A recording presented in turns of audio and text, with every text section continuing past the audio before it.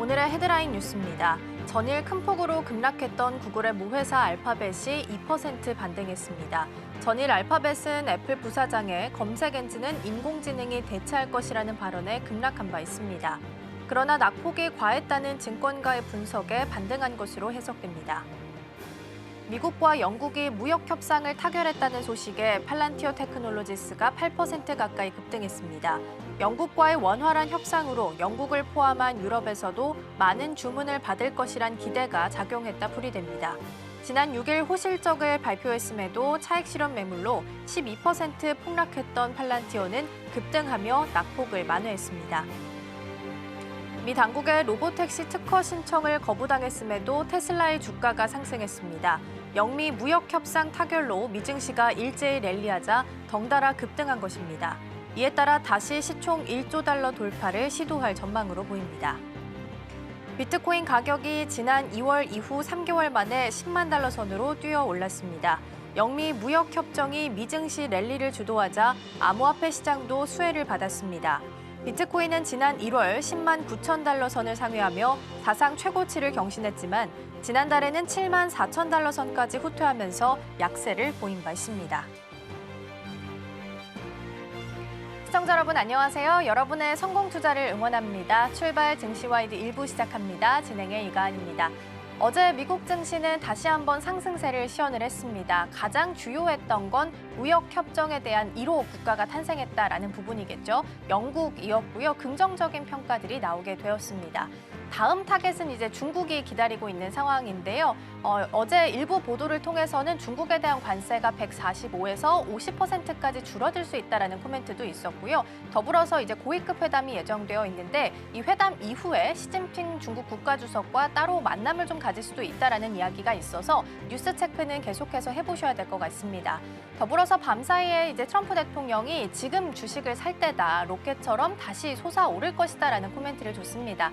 지난번처럼 지수가 크게 반등하면서 올라올 수 있을지 기대해 보셔도 좋을 것 같습니다. 자, 그럼 먼저 오늘 저희가 준비한 코너부터 소개해 드리도록 하겠습니다. 오늘 첫 번째 코너로는 빅애플 스탁 준비되어 있습니다. 최근 테슬라가 중국 시장 안에서의 위치가 굉장히 약세를 좀 보이고 있는 것 같습니다. 관련된 내용 함께 살펴보도록 하겠고요. 두 번째 코너로는 현재 코인라이브 준비되어 있습니다.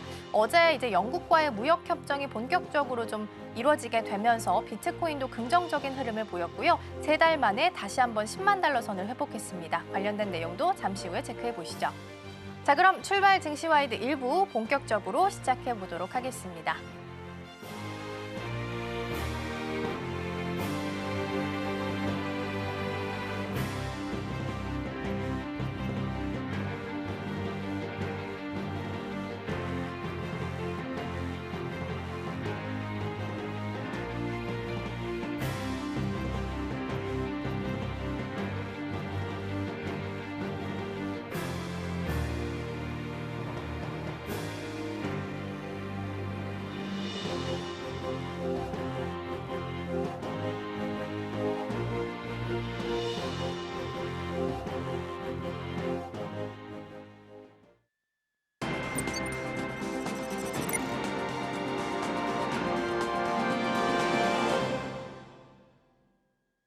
네, 첫 번째 코너 빅애플 스탁으로 이어가 보도록 하겠습니다. 오늘 도움 말씀에는 서울경제TV 윤경철 본부장 자리해 주셨습니다. 본부장님 어서 오세요. 안녕하십니까? 네, 먼저 오늘 6가지 경제 키워드 중에서 첫 번째 키워드부터 만나보도록 하겠습니다. 화면으로 함께 보시죠. 네, 오늘의 첫 번째 키워드는 애플 대 구글 시대 균열 보도록 하겠습니다. 이제 구글이 지배력을 시장 안에서 좀 잃을 위기에 처해 있습니다. 전일 같은 경우에는 애플의 부사장의 검색 엔진은 인공지능이 대체할 것이다라는 발언 속에서 급락을 한 바가 있고요. 애플 같은 경우에는 이제 사파리에 AI 검색을 추가하겠다라는 소식이 같이 보도가 되기도 했습니다. 일단 전반적으로 키워드는 AI가 좀 들어가 있는 것 같은데 이런 움직임은 어떤 부분을 좀 시사하고 있는 걸까요? 일단 애플이 이제 드디어 이제 판을 좀 흔들기 시작하는 것 같습니다. 사실 이제 애플이 AI 쪽에는 이제 개발이 좀 늦어지다 보니까 여러 회사들하고 손을 잡는 게 이제 대세라고 생각을 좀 하고 있는 것 같습니다. 그래서 보니까 이제 사파리 브라우저에서 이제 구글만을 기본으로 제공하던 검색 체계를 AI 기반을 복수 옵션으로 바꾸겠다고 선언한 것인데요. 이 결정은 사실상 이제 단순한 기술 변화가 아닌 검색 시장의 권력 구조 자체를 완전히 뒤바꿀 수 있는 결정이라고 할 수 있을 것 같습니다. 그동안 이제 구글은 기본 검색 엔진이라고 하죠. 이제 디폴트 서치라고 해서 이 자리를 놓치지 않기 위해서 막대한 수수료를 이제 받아왔습니다. 이게 사실 수수료 전체에 사실 그 수수료에서 엄청나게 많은 비용을 차지하고 있었습니다. 340억 달러 정도의 이제 연간 비용 중에서 200억 달러를 받았으니까 이제 엄청나게 많은 걸 받았는데 전체에서 이제 절반 이상을 이제 차지하고 있는 거였는데 요거 자체가 이제 바뀔 위기에 이제 처한 겁니다. 그러다 보니까 이제 애플은 사실상 이제 퍼플렉시티라든가 이제 오픈 AI 등 이런 것들로 이제 대체하겠다라고 이제 생각을 하고 있는 거고요. 그러다 보니까 이제 검색의 진입점이 이제 구글 1강 체계에서 분산형 구조로 바뀌지 않을까라는 생각이 듭니다. 그래서 기존 검색은 어쨌든 키워드 입력하면 링크 라이어리였다고 하면 이제 오픈 AI라든가 퍼플렉시티 같은 것들은 대화형 요약이 됩니다. 그래서 직접적인 정답 생성을 제공하게 되는데 애플도 이제 이런 게 좀 필요하게 되는 거죠. 이제 이런 것들로 이제 해서 이제 좀 더 많은 유입을 좀 하게 되는 거고 아무래도 이게 사실은 이제 약간 이상한 동거를 좀 하고 있는 겁니다. 왜냐하면 이게 구글이라는 게 생태계가 이쪽에 있다 보니까 자신들이 이게 검색 체계를 하다 보는 게 과연 맞는 것인가라는 고민을 좀 하게 되는 것이고 사실 오히려 오픈 AI라든가 퍼플렉시티를 가져오는 게 맞지 않나라는 생각을 하는 거고 전통적인 키워드 중심보다는 뭐 SEO라든가 검색 광고라든가 광고 모델이라든가 이런 것들이 향후에는 AI 기반으로 계속 되기 때문에 이런 것이 맞지 않나라는 생각을 하게 되다 보니까 이렇게 하는 건데 이렇게 하다 보니까 구글 자체가 사실은 이제 검색이라든가 이런 것들이 이제 근본적인 모델 자체가 위협을 하는 게고 모두에 말씀하셨다시피 이렇게 되다 보니까 구글의 어쨌든 수익 모델이 위협을 받게 되는 겁니다. 그러다 보니까 전날 이제 어쨌든 주가가 엄청나게 많이 하락하게 된 거고 물론 이제 이게 너무 많이 빠졌다고 생각해서 이제 약간 회복이 되긴 했지만 향후에도 이런 게 수익 모델에 위협이 되는 이런 시대가 좀 되지 않을까라는 생각이 들고요. 애플은 이런 부분에서 헤게모니도 이번 기회에 아마 좀 지겠다는 생각을 좀 하고 있는 것 같아요. 그래서 이번에 아마 이런 부분을 전략적으로 좀 하게 되는 것 같고 구글은 이런 부분에서 또 이제 이뿐만 아니라 반독점 위기도 좀 있다 보니까 이런 부분에서도 이제 약간 위기감이 좀 있는 것 같은 생각이 좀 들어서 요거는 단순한 어떤 생태계 개방이나 기본값 선점 싸움이 아니라 제가 볼 때는 AI의 답변을 어떻게 제공하느냐에 대한 요 경쟁으로 전환되는 이런 시점이라는 생각이 좀 들고요. 당신이 우리가 이제 검색창에 변하는 요 시점에서 누가 이걸 선점하느냐 이런 생각이 좀 드는 것 같은 생각도 듭니다. 그래서 지금 약간 구글이 이런 시점에서 발표를 최근에 또 한 게 또 있습니다. 뭐냐면 검색 자체를 아예 AI로 바꾸겠다는 선언도 했거든요. 그래서 이런 것들도 맞물려 있는 게 아닌가라는 생각도 듭니다. 네. 네, 일단 시장 안에서 AI 검색이라는 부분이 굉장히 핫 키워드가 되고 있는 것 같은데요. 지금까지 검색을 한다라고 한다면 구글이 기본값이었지만 앞으로는 다양한 플랫폼이 좀 경쟁을 하는 만큼 누가 더 세밀한 답을 주는가 이 부분이 좀 포인트가 될 수 있을 것 같습니다. 그러면 향후 알파벳과 검색 시장 안에서의 어떤 변화를 좀 예상하고 계실까요? 뭐 일단 그 구글이 자동으로 뜨던 시대가 이제 변화하고 있다라고 생각해야 되지 않을까라는 생각은 들어요. 이제 구글 이꼬르 검색창 이런 시대는 좀 변한다는 생각이 들고요. 이제 디폴트 검색 엔진의 구글 시대는 종발이 되지 않을까라는 생각이 좀 듭니다. 그 이제 앞으로 상황이 많이 달라졌다라고 보셔야 될 것 같고요. 애플은 이제 오픈 AI라든가 퍼플렉시티를 사실상 하겠다라고 선언한 것 같습니다. 이런 생각이 드는 것 같고 그다음에 이제 AI 검색이 이제 향후의 대세가 아닐까라는 생각이 듭니다. 그래서 AI 검색은 사실 완전히 다르지 않습니까? 뭐 많은 분들이 써보셨겠지만 완전히 다르고 이 AI 검색이 또 중요한 게 뭐냐면 요게 이제 어쨌든 쇼핑이라든가 많은 것의 출발점이 되는 거고 이게 관문이라는 점입니다. 그래서 요것으로 많은 것들이 개발이 되기 때문에 많은 변화가 있을 거라는 거죠. 왜냐하면 그전에는 이제 구글의 어쨌든 이 구글 검색창을 중심으로 많은 것들이 개발이 됐다면 앞으로는 오픈 AI라든가 이제 퍼플렉시티를 중심으로 많은 것들이 되고 시장의 패권이 기본 설정이 이제 달라진다는 것은 상당히 많은 변화가 있을 거라는 생각이 듭니다. 그리고 이제 구글의 비즈니스 모델에 이제 어두운 그림자가 올 거라는 생각도 드는 거죠. 그러니까 구글이 이런 데 대한 대비책을 세워야 될 것 같다는 생각도 듭니다. 그래서 이 부분에 변화가 있을 것 같고요. 그러면서 이제 애플도 많은 헤게모니의 변화가 좀 있을 것 같고 이번 기회에 어쨌든 변화를 좀 가지겠다는 생각을 가지고 있는 것 같습니다. 그래서 구글의 디폴트에 대한 어떤 시장을 이제 개척을 했다면 사실 AI가 주도하는 새로운 검색 전쟁이 시작된 게 아닌가라는 생각이 들고 검색의 미래는 이제 어쨌든 누가 더 정답을 잘 제시할 수 있느냐에 따라서 이제 달라지지 않을까라는 생각이 듭니다. 네. 네, 그렇죠. 이제 향후 검색 시장 안에서는 검색을 하는 그 기본값보다는 어떤 답을 세밀하게 내놓는지 그 플랫폼이 결과적으로 우승하게 될 것이다라는 말씀을 좀 주셨습니다. 첫 번째 키워드 마무리하고 두 번째로 넘어가 보도록 하겠습니다. 네, 두 번째 키워드는 테슬라 붕괴 보도록 하겠습니다. 테슬라의 이제 4월 판매량이 공개가 됐는데 중국 쪽 안에서 봤을 때 YY 대비해서는 5% 빠졌고요. MOM 대비해서는 25%로 좀 큰 폭으로 급감하는 모습을 보였습니다. 머스크에 대한 오너 리스크가 상대적으로 덜한 국가 중에 하나가 또 중국이었는데 판매량이 급감한 것으로 나타나게 되면서 테슬라의 중국 내에서의 지위가 좀 약화되지 않았느냐라는 기사들이 보도가 되고 있습니다. 일단 현재 이런 상황이 시사하고 있는 바는 어떤 것들이 좀 있을까요? 뭐 원체 이제 중국의 전기차가 이제 BYD가 이제 전체 1위 이다 보니까 원체 강세다 보니까 어느 정도 예상은 했습니다. 근데 이게 뭐 급감이라는 게 단순한 일시적인 조치냐 이렇게 생각할 수도 있는데 그런 게 아닌 게 사실상 문제라고 볼 수 좀 있을 것 같아요. 그래서 이제 글로벌 전기차의 시장의 지형 자체가 바뀌고 있는 게 아닌가라는 우려가 조금 있습니다. 물론 지금 뭐 주가나 이런 것들을 볼 때 뭐 우려하지도 않을 수 있다라고 판단할 수 있겠지만 약간 이 어떤 판단 중국 시장을 볼 때 약간 우려점이 좀 있습니다. 그러니까 이런 것들이 우려가 돼서 제가 오늘 가지고 왔는데 테슬라가 사실 이제 상하이에 이 공장이 있습니다. 기가 팩토리가 이제 모델 3와 이제 모델 Y가 생산되고 있고 중국 내수와 해외 수출을 병행하고 있지만 이게 중국 내수가 사실상 체감 점유율과 존재감이 빠르게 악화되고 있다는 게 약간 우려가 좀 있어요. 그래서 이 부분이 좀 걱정스러운 거고 구조적 원인을 좀 살펴볼 필요가 있습니다. 그러니까 경쟁이 상당히 심화가 되고 있다는 거가 좀 있고요. 브랜드가 좀 피로감이 좀 있습니다. 그러니까 브랜드 피로라는 게 상당히 이게 좀 우려가 되는데 전기차 시장을 지금 어떤 중국이 어쨌든 발빠르게 이제 비아디라든가 지리라든가 리오토, 니오 이런 것들이 브랜드 자체가 상당히 이제 전 세계 시장으로 어쨌든 강력합니다. 그러니까 토종 브랜드가 빠르게 치고 올라오는데 어쨌든 인터페이스라든가 어쨌든 FSD라든가 이런 것들이 이제 테슬라에 능가하거나 대체 가능한 수준이 있기 때문에 중국에서는 어쨌든 힘들 수 있어요. 그렇지만 이제 중국 소비자 브랜드라든가 이런 기대 수준이 높은데 요걸 이제 테슬라가 못 따라온다는 게 좀 있습니다. 그래서 테슬라의 기대 수준이 상당히 높았는데 요 부분에 대해서 어쨌든 브랜드에 대한 어떤 피로도가 좀 있다는 겁니다. 그래서 상대적으로 뒤처지고 있다는 거예요. 그러니까 중국 브랜드에 대해서 어쨌든 못 따라오고 있다는 게 테슬라의 문제라는 게 좀 있는 것 같고요. 그다음에 이제 지금 이런 설상가상으로 좀 미국 정부나 이런 쪽에 좀 도와줘야 되는데 어쨌든 지금 상당히 뭐 어쨌든 일론 머스크가 지금 어쨌든 지금 정부와 좀 친해야 되는데 변수가 미중 갈등이 있다는 겁니다. 그래서 요 종의 지정 확장 리스크가 있기 때문에 중국 정부가 사실 자국 브랜드를 보호한다는 이유로 비공식적으로 어쨌든 외국계 기업 특히 테슬라를 견제하고 있기 때문에 상당히 힘들지 않을까라는 생각이 듭니다. 그래서 이 부분이 또 힘든 점이고요.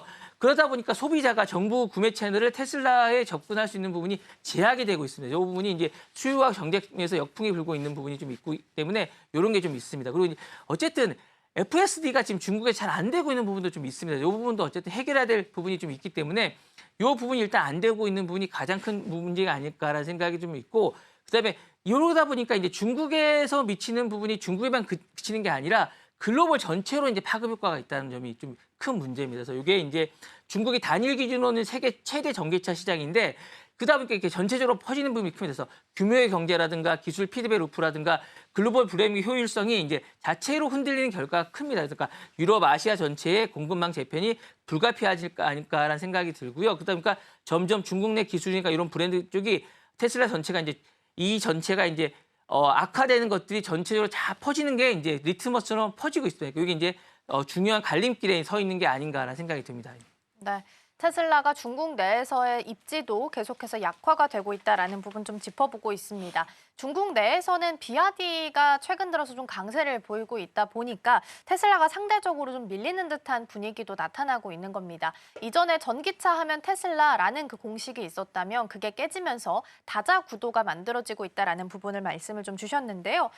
테슬라 입장에서는 이런 부진을 어쨌든 극복을 해내야 될 텐데 네. 어떤 전략을 좀 취하게 될까요? 사실 예전에는 이제 그 테슬라 대 다자 구도 이렇게 했는데 지금은 이제 중국 4강 대 글로벌 강자 이런 구도가 지금 되고 있는 약간 이러다 보니까 테슬라로서는 이제 약간 자존심이 상할 수 있는데 일단 이런 걸 버려야 됩니다. 일단 이런 걸 버려야 되고 현지 맞춤형으로 가야 될 생각이 좀 있을 거예요. 왜냐하면 테슬라가 사실 다국적 기업 중에서도 약간 자존심이 강한데 이런 것들에 대해서는 중국에서는 좀 버려야 될 것 같아요. 기존 모델 3Y만으로는 통하지 않을 것 같고 샤오미 SU7이 약간 이런 것들을 잘하고 있는데 하이테크 감성과 중저가 가격으로 아예 가야 될 것 같은 생각이 있습니다. 아니면 아예 고가 브랜드로 가야 됩니다.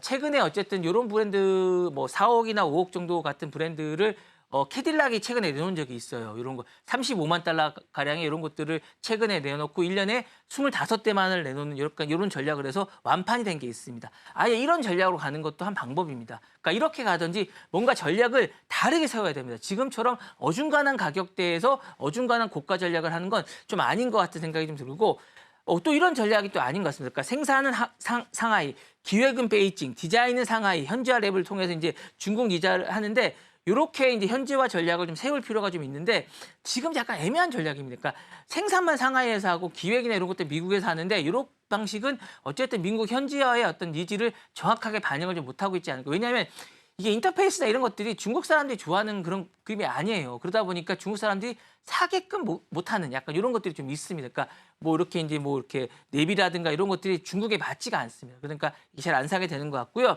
그다음에 로컬 소프트웨어라든가 서비스 연동 강화가 좀 잘 안 되고 있으니까 중국 EV랑 전기차 이런 것들은 하드웨어보다가 소프트웨어 같은 데 민감한 시장입니다. 우리나라 현기차가 이런 거 잘하고 있는데 이런 것들을 좀 배울 필요가 좀 있을 것 같아서 이런 것들에 대해서 좀 잘할 필요가 있는데 이런 부분들은 샤오미가 아주 잘하는데 스마트폰하고 이런 것들이 이제 샤오미가 잘하다 보니까 이런 것들 스마트폰 연동을 넘어서 이제 IoT 통합을 지나가고 있는데 테슬라는 이런 거 전혀 안 되고 있습니다. 이런 부분들을 좀 잘해야 되지 않을까라는 생각이 좀 있는데 이 부분에 대한 연구가 좀 필요할 것 같고 아예 이런 것들을 이제 구글이나 이런 거랑 연동을 좀 해서 좀 할 필요가 있지 않을까라는 생각이 좀 들 것 같고요.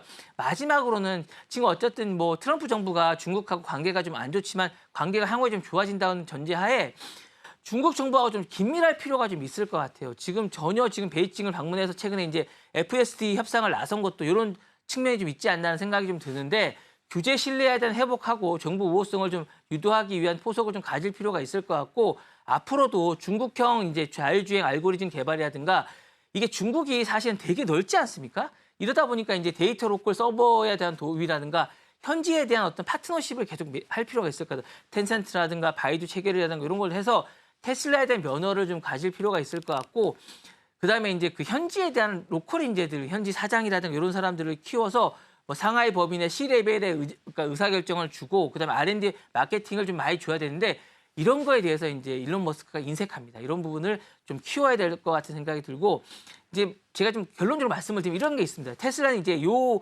자기만의 중심에 고유한 이런 것들 좀 버리고 테슬라 다움 같은 건 이제 더 이상 할 필요가 없을 것 같아서 중국식의 속도라든가 중국식 기술이니까 중국식 전략, 현지화 전략을 가져야 중국식의 어쨌든 지금 부진을 벗어날 수 있지 않을까라는 생각이 듭니다. 네. 네. 일단은 투자자 신뢰를 회복하는 게 가장 큰 관건이 좀 될 수 있을 것 같고요. 그 뒤로 이제 숫자, 진짜 찍히는 실적들도 같이 뒷받침해주면서 모두 리셋이 좀 필요하다라는 말씀을 좀 주신 것 같습니다. 자, 두 번째 키워드 테슬라 살펴봤고요. 다음으로 넘어가 보시죠. 네, 다음 키워드는 그녀는 어디에 있나요? 보도록 하겠습니다. 트럼프 대통령이 취임 그 허니문 기간 100일 정도 지난 상황인데요. 멜라니아 여사가 2주도 채 안 되는 그 기간 동안에만 워싱턴에 머문 것으로 알려져 있고요. 일부 관계자들은 한 14일보다도 더 짧은 기간 동안만 있었다라는 코멘트도 있었습니다.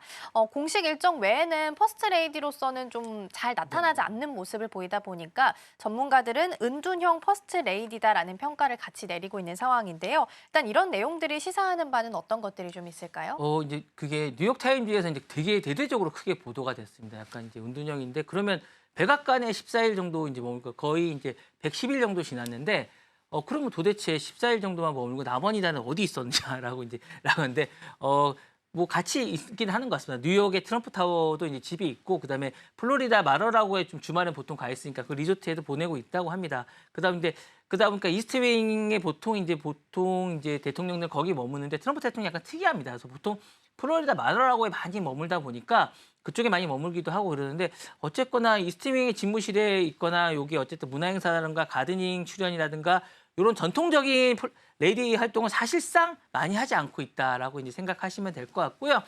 최근에도 어쨌든 교황 이제 장례식에도 같이 갔었는데 올 땐 따로 왔습니다. 그러니까 약간 특이하지 않냐라고 이제 생각을 하는 거고요. 그러다 보니까 이제 미국에서 어떤 퍼스트 레이디는 상당히 이제 상징적인 인물입니다. 그러니까 예를 들면 엘리노어 루스벨트 영부인 같은 경우는 사회운동이라든가 신문기고라든가 이런 정치적 발언을 이어갔고요. 되게 유명한 분 여러분 잘 아시지 않습니까? 제키 케네디는 백악관의 리모델링과 문화 외교의 상징이었다라고 할 수 있을 것 같고, 그다음에 미셸 오바마 최근에는 아주 유명하신 분 아닙니까? 그래서 뭐질 바이든도 마찬가지고 실질적으로 이제 정책 캠페인이라든가 교육 보건 분야 리더십을 발휘했었죠. 그래서 이제 되게 유명하고, 그러다 보니까 이제 멜라니 여사도 사실상 이제 상당히 미모의 여인이고, 이러다 보니까 이번에 영부인으로서 상당히 기대를 많이 했었는데, 그러다 보니까 이제 사실상 많이 할 거라고 생각을 했었는데, 공적 행사의 자취를 감췄습니다. 그러니까 무언의 거부로 이제 해석을 되고 있는 게 아닌가라는 생각을 하고 있습니다. 그래서 그러다 보니까 이제 정치학자들은 멜라니 여사를 가리켜서 이제 1940년도에 해리 트루먼 대통령의 부인이었던 어쨌든 베스 트루먼 이후에 가장 은둔형이 어떤 퍼스트 레이디라고 이제 지적을 하고 있습니다. 그러다 보니까 이제 근데 사실상 베스 트루먼은 당시에 약간 다릅니다. 왜냐하면 당시에는 당대의 성별 규범 때문에 집에 머무르는 것이 이제 전통적인 여성상이었다고 하면 지금은 그렇지가 않거든요. 그래서 왜 그런지에 대해서 이제 궁금해하고 있는 사람들이 상당히 많습니다. 그래서 왜 이럴까라고 생각을 하고 있는데, 이거에 대해서 이제 상징적으로 하고 있는데, 이제 어쨌든 이게 최근 들어서 이제 정치적 리더십이나 이런 거 상징적인 것들이 바뀐 게 아닌가라는 생각이 있고요. 대통령 본인이 나서서 하는 것들이 바뀌었다고 생각을 하고 있는 것 같고, 정치적 동행자가 아니라 본인이 철저하게 개인주의적으로 포지션을 하고 있는 거 아닌가라는 생각이 들고, 새로운 정의를 써가고 있는 게 아닌가라는 판단을 하고 있는 것 같습니다. 그래서 어쨌든 레이디 퍼스트에 대한 정의를 다시 쓰고 있는 게 아닌가라는 판단을 하고 있는 것 같습니다. 네. 네, 퍼스트 레이디로서 어쨌든 새로운 모습을 좀 보여주고 있다라는 말씀을 주셨습니다. 그동안 미국 시장 안에서는 퍼스트 레이디가 가져야 되는 역할과 기능들이 좀 있었는데, 이걸 트럼프 2기 때는 트럼프 대통령이 직접 개인적으로 대체해주는 모습이 나타나고 있다라는 부분 짚어보고 있는데요. 그러면 이제 멜라니아 트럼프의 구체적인 역할은 앞으로 어떻게 좀 나타나게 될까요?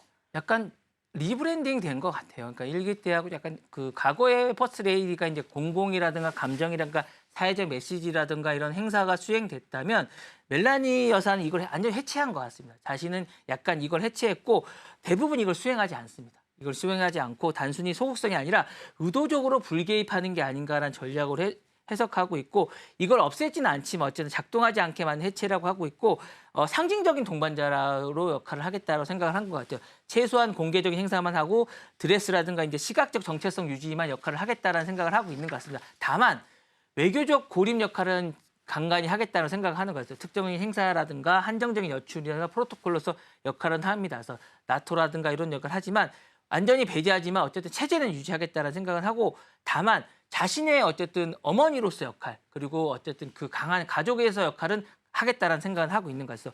완전히 배제하지만 무퍼스트의 체제는 유지하겠다는 생각을 해서 행사, 캠페인, 공식 일정 이런 거 하지만 딸 이방카, 트럼프 부통령의 배우자 혹은 이런 체제는 대체하겠다는 생각하고 있고, 전례 없는 기능과 이런 거 체제를 하고 있다는 생각을 합니다. 그래서 이게 왜 유리한지에 대해서는 이렇게 생각하는 것 같아요. 자신 중심만의 브랜드를 구축하면서 최적화돼 있다고 생각을 하고 있는 것 같고요. 이 부분에서는 어쨌든 이런 거는 트럼프 자체의 어떤 특정 때문인 것도 같아요. 왜냐하면 백악관의 유일한 언어이자 메시지를 이제 분산시키고자 하지 않는 요 트럼프 자체의 어떤 그런 특징이 강하게 하기 때문에 더 한 것 같습니다. 왜냐하면 트럼프 자신이 백악관의 어떤 유일한 얼굴이자 메시지 독점자로 남을 수 있는 특징 때문에 이런 부분 때문에 멜라니아 여사가 이런 부분 양보한 게 아닌가라는 생각도 듭니다. 그래서 이게 강하게 작용하는 것 같고요. 이 부분 때문에 멜라니아 여사 존재가 더 이상 활동이 아닌 어쨌든 의도적인 공백의 기능을 하는 것 같고, 이는 어쨌든 역할 분산이 아니라 정치과 달리 단일 브랜드의 정권이 어쨌든 구조적 특징이라는 약간 이런 특징이 있는 것 같은 이런 생각이 듭니다. 예. 네, 멜라니아 여사와 관련한 키워드까지 잘 살펴봤고요. 다음으로 넘어가 보겠습니다. 네, 다음 키워드는 웰컴 미 월드컵 비자 노 보도록 하겠습니다. 이제 2026년에 열리게 되는 피파 월드컵은 미국, 캐나다, 멕시코가 함께 공동 개최를 할 예정입니다. 그런데 트럼프 행정부에서 월드컵을 보러 오는 팬은 환영하지만 오래 머무는 것은 안 된다라고 얘기했고, 벤스 부통령은 놀러 오는 건 환영하지만 기한이 지나면 떠나야 한다라는 말을 남겼습니다. 일단 불법 체류와 관련된 부분에 있어서 강력하게 경고를 한 것으로 해석을 좀 할 수 있을 것 같은데요. 이런 발언들이 시사하는 바는 어떤 것들이 좀 있을까요? 사실 이제 과거에는 이런 경우가 없었어요. 왜냐하면 월드컵 축제잖아요. 근데 오는 축제에 어떤 손님들한테 오래 머무지 마라, 이렇게 얘기하지 않거든요. 근데 사실은 이런 경우는 이제 단순한 관광객의 메시지를 넘어서 트럼프 2기의 지금 분위기를 그대로 보여주는 게 아닌가라는 생각이 있는 것 같고요. 외국인 정책 기조를 다시 한 번 더 확인시켜주는 장면이라는 생각이 듭니다. 그래서 이미 행정부는 최근 몇 달간 이런 걸 보여줬으니까 친팔레스타인 시위에 참여한 유학생이라든가 영주권주라든가 이런 추방 조치를 강화하면서 표현의 자유와 국가 안보 사이의 충돌을 불러온 바 있습니다. 이런 것들을 그대로 보여주는 그런 입장이라고 할 수 있을 것 같고 정말 비자 연장이 안 될 것 같은 생각이 듭니다. 혹시 가시는 분들은 이거 참고하셔야 될 것 같은 생각이 들고요. 트럼프 대통령 본인도 회의에서 합리적인 시위는 허용되지만 선을 넘을 경우에는 법무부 장관 펩 본디를 개입할 거다. 그러니까 내쫓겠다는 얘기를 한 거예요. 그러니까 조심하셔야 됩니다. 그리고 잠재적 정치 시위에 대해서는 선제적 경고를 날렸습니다. 그리고 이제 요 볼트컵 요 파급력에 대해서는 또 자랑도 합니다. 그러면서 또 자랑도 해요. 그러면서 이제 요 의회에서 이제 6억 2,500만 달러 규모의 그런데 이제 자랑도 하면서 보안 예산을 엄청나게 많이 써요. 그러니까 이 보안을 많이 하다는 건 통제를 많이 하겠다는 건데 6억 2,500만 달러 보안 예산을 책정을 했습니다. 그러면서 이렇게 하고 어쨌든 이 경기가 48개 팀을 참가하고 우리나라는 이제 본선 경기를 마지막으로 이제 하고 있는데 104경기를 확대돼서 78경기가 미국 11개 도시에서 열립니다. 흥미로운 점은 이번에 이 보안 책임자로 전체적인 총괄 책임자로 하는 사람이 앤드류 줄리아나라는 사람입니다. 이 앤드류 줄리아나가 누구냐면 예전에 혹시 뉴욕시장 루돌프 줄리아나 혹시 아세요? 아니요. 줄리아나라고 그 아들인데 이 루돌프 줄리아나랑 그 전임이 이제 그 되게 유명한 깨진 유리창의 이론이라고 강경한 범죄와의 전쟁, 우리나라 범죄와의 전쟁이 있었는데 이게 원조가 이제 앤드류 줄리아나를 위해 어쨌든 루돌프 줄리아나라는 시장이었습니다. 그래서 범죄와의 전쟁을 했던 강력하게 이제 이 치안을 원래 이제 트럼프 대통령하고 친한데 이 연방 검사 시절에 이제 뉴욕에 검사하면서 마피아 조직원들을 소탕했던 이런 범죄와의 전쟁을 했던 지금과 비슷한 약간 이런 범죄와의 전쟁을 하면서 약간 이렇게 했던 깨진 유리창 이런 바탕으로 무관용 원칙을 했던 범죄율을 대폭 낮췄던 이런 검사 출신의 이제 시장이었습니다. 그래서 도시 재정을 해보고 9.11 테러를 대응했던 약간 이렇게 테러 발생 계획을 이런 했던 시장이었는데 이 사람의 아들이 이제 전체를 하고 있으면서 이번에 어쨌든 이 월드컵은 아마 이런 것들이 강하게 아마 작용하지 않을까라는 생각이 들고요. 요 부분에 대한 것들이 아마 작용을 하면서 전체적으로 아마 무비자나 무관용 정책이 아마 적용되지 않을까라는 생각이 듭니다. 네. 네. 월드컵은 하나가 되는 행사임에도 불구하고 오히려 머물지 말라라는 불법 체류에 대한 경고가 현재 나오고 있어서 기존에 있었던 방식과는 좀 다르다라는 말씀을 주셨습니다. 불법 체류에 대해서 이렇게 부정적으로 이야기하다 보면 사실 전 세계적인 행사다 보니까 월드컵에 대한 이미지 훼손도 좀 우려가 되거든요. 어떤 영향을 좀 주게 될까요? 당연히 안 좋을 것 같습니다. 일단 국제 이미지나 사실은 축제인데 축제가 사실은 어쨌든 공포 분위기가 되겠죠. 그러니까 국제 이미지나 환대성 같은 게 약화가 될 것 같습니다. 자유로운고 안전한 이동 같은 건 안 될 것 같고 제가 예전에 미국에 한번 갔는데 이게 사실은 어떤 경기장을 갔는데 절대 움직이지 말라고 하는 거예요. 그래서 8시간 동안 감금된 적이 있는데 이런 경험을 누구나 할 수 있을 것 같습니다. 이런 경험을 할 수 있을 것 같고 오래 머무르면 조치하겠다 메시지는 국제 팬들에게 이제 미국이 감시국가처럼 느껴질 수 있는 장벽으로 이제 형성하게 될 것 같은 생각이 듭니다. 그래서 이미 몇몇 국가들은 미국 방문주의보를 발령했다고 하는데 진짜인지 모르겠습니다. 뭐 이렇게 하면 미국이 사실은 적성 국가나 방문 금지 국가가 될 수도 있을 것 같은 그런 생각도 듭니다. 그래서 이미 여행 취소나 참여 기피 여론이 약화될 수도 있을 것 같고요.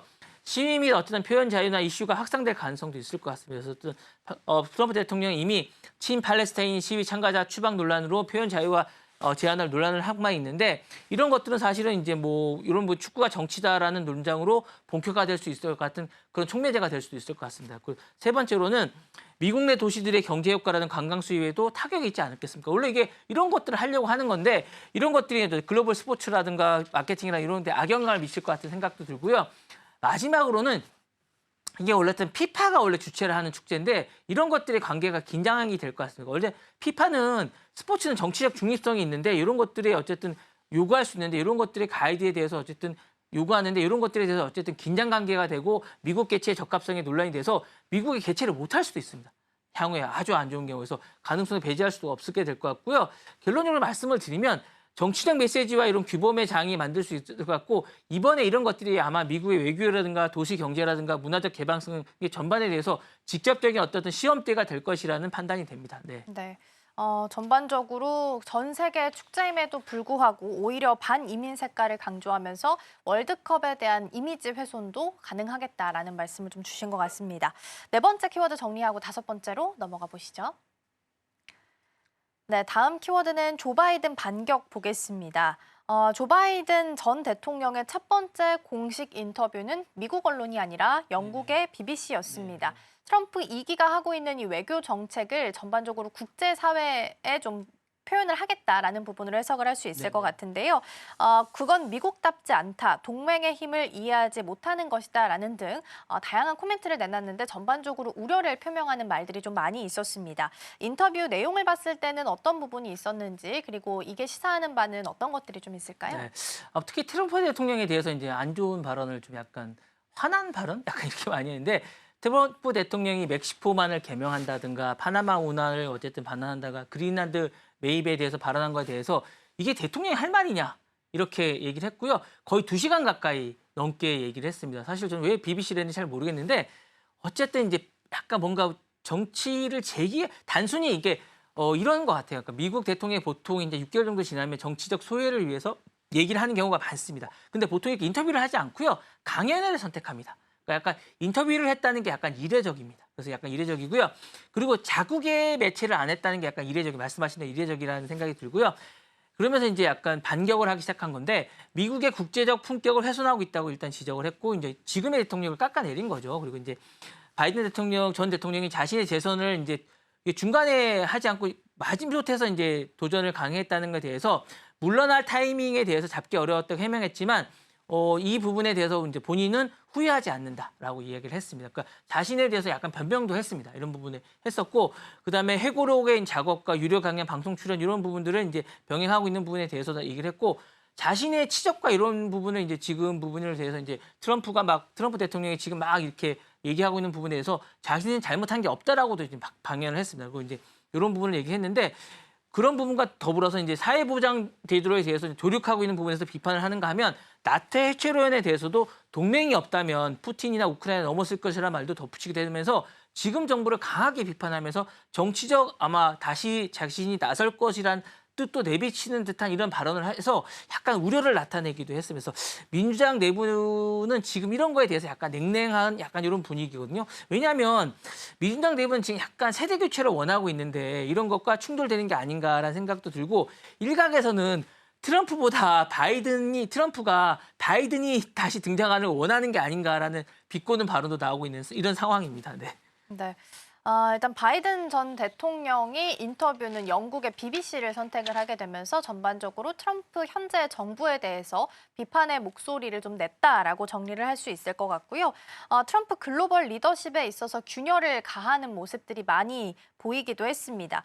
앞서서 말씀을 살짝 주시긴 했는데 바이든 전 대통령이 이렇게 인터뷰를 택한 이유가 뭘지 궁금하고요. 더불어서 미국 정가는 앞으로 어떤 변화를 좀 겪게 될까요?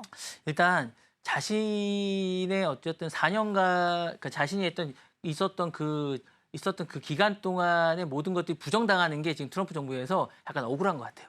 그걸 약간 반격하기 위한 거. 그러니까 그런 정치적 유산을 수호하겠다라는 생각인 것 같아요. 그래서 자신의 임기 동안 했던 우크라이나 이 전쟁에 대한 어떤 무기 지원이라든가 나토 강화라든가 동맹 복원 정책이 트럼프 2기에서 무너지는 판단하에 정책 해고가 아닌 유산 방어에 일단 나서야겠다 생각을 하는 게 가장 큰 것 같습니다. 그러니까 이게 가장 큰 것 같고요. 그다음에 지금 민주당이 트럼프가 어쨌든 정부가 들어서면서 너무 지금 나약하다 보니까 이 부분에 대해서 공백을 좀 메꿔야겠다고 아무도 얘기하지 않았지만 본인이 나서서 판단해서 나오고 있는 것 같습니다. 민주당 차기 대권 주자들이 국제 무대에 대한 발언이 부족한 상황, 근데 당연한 겁니다. 사실 민원 기간이기 때문에 당연한데 이 기간을 못 참으시는 것 같아요.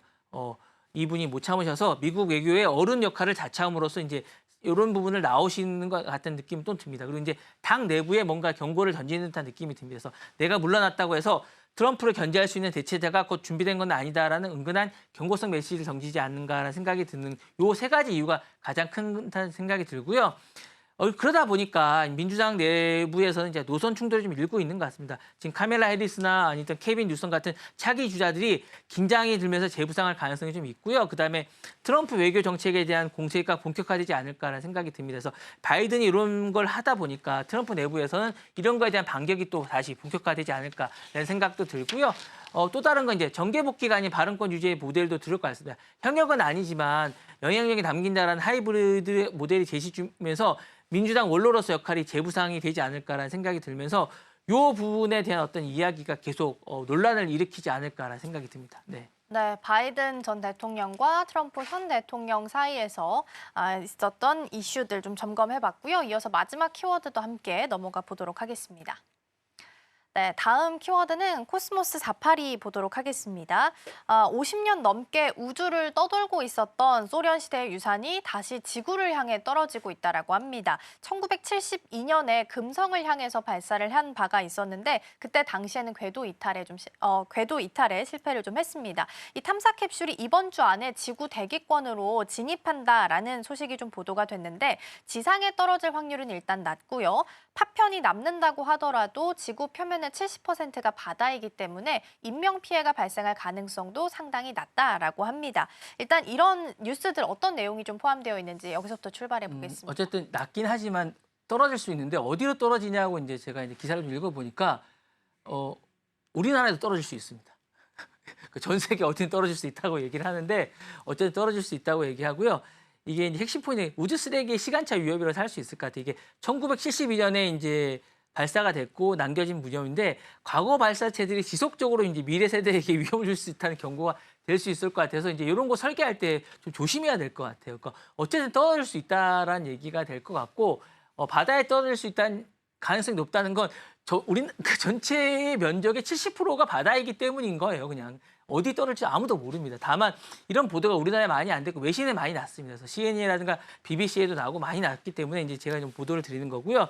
내구성 설계는 위협이 되기도 한다라는 이제 보도를 다시 한번 드릴 수 있을 것 같아요. 이 캡슐은 사실은 금성과 이제 압력에 설계되어 이제 강하게 설계가 됐는데 과거 기술이 예상치 못한 현대의 리스크가 된다는 이런 겁니다. 그러니까 대기 진입에는 일부 구조물이 그대로 생존할 가능성이 있다는 얘기가 되는 건데 이렇게 떨어질 줄 몰랐던 거예요. 사실은 미래에서. 그러니까 이런 것들은 좀 설계를 해야 될 가능성이 있고 통제 불가능한 잔해가 아직도 많이 있습니다. 사실 대기권에 있기 때문에 이 부분에는 이제 국제적 설계 가이드를 좀 강화할 필요가 있지 않을까라는 설계가 되고 있고 사실 이제 그 코스모스 482는 단지 하나의 쓰레기 재진입이 아니라 이제 요 제거 시스템을 향후에 이제 국제 어떤 단체가 이런 거를 마련해야 되지 않을까라는 경고의 신호탄이라는 판단이 좀 들고요. 향후에 이런 대책 마련이 좀 필요하지 않을까라는 판단이 좀 듭니다. 네. 네, 과거에 발사했던 우주체들이 이렇게 시간이 좀 많이 흘러서 현재 떨어질 가능성이 높다라는 기사들이 보도가 되고 있는데 말씀해 주신 것처럼 이 과거에 있었던 일들이 현재 네네. 미래 혹은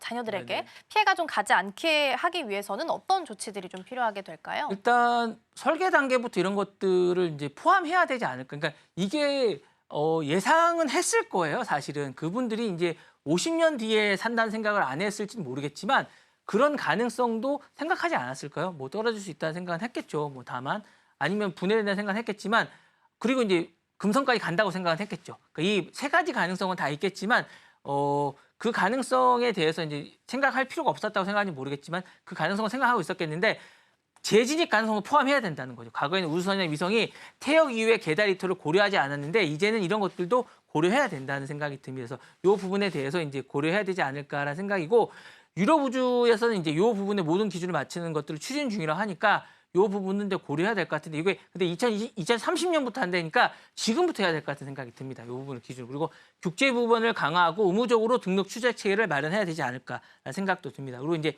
퇴역 우주체 기술을 개발하고 투자를 확대해야 될 것 같은 생각이 듭니다. 지금 이런 것들이 한두 개가 아니거든요. 이런 것들을 이제 하는 체제를 마련하고 이걸 국제적으로 이제 단체를 마련해야 되지 않을까라는 생각도 들고요. 그다음에 지속 가능한 우주 활동에 대한 국제 공감대 이런 것들이 보도가 많이 돼서 공감대가 마련돼야 되지 않을까라는 생각이 듭니다. 네, 설계 단계부터 나중에 이제 미래 세대에게 피해를 줄 수 있다라는 내용까지 포함을 하고 설계를 해야 된다라는 말씀을 주셨습니다. 자, 오늘도 이렇게 경제 키워드 6가지 살펴봤고요. 오늘 본부장님과는 여기서 인사 나누겠습니다. 오늘 말씀 고맙습니다. 감사합니다.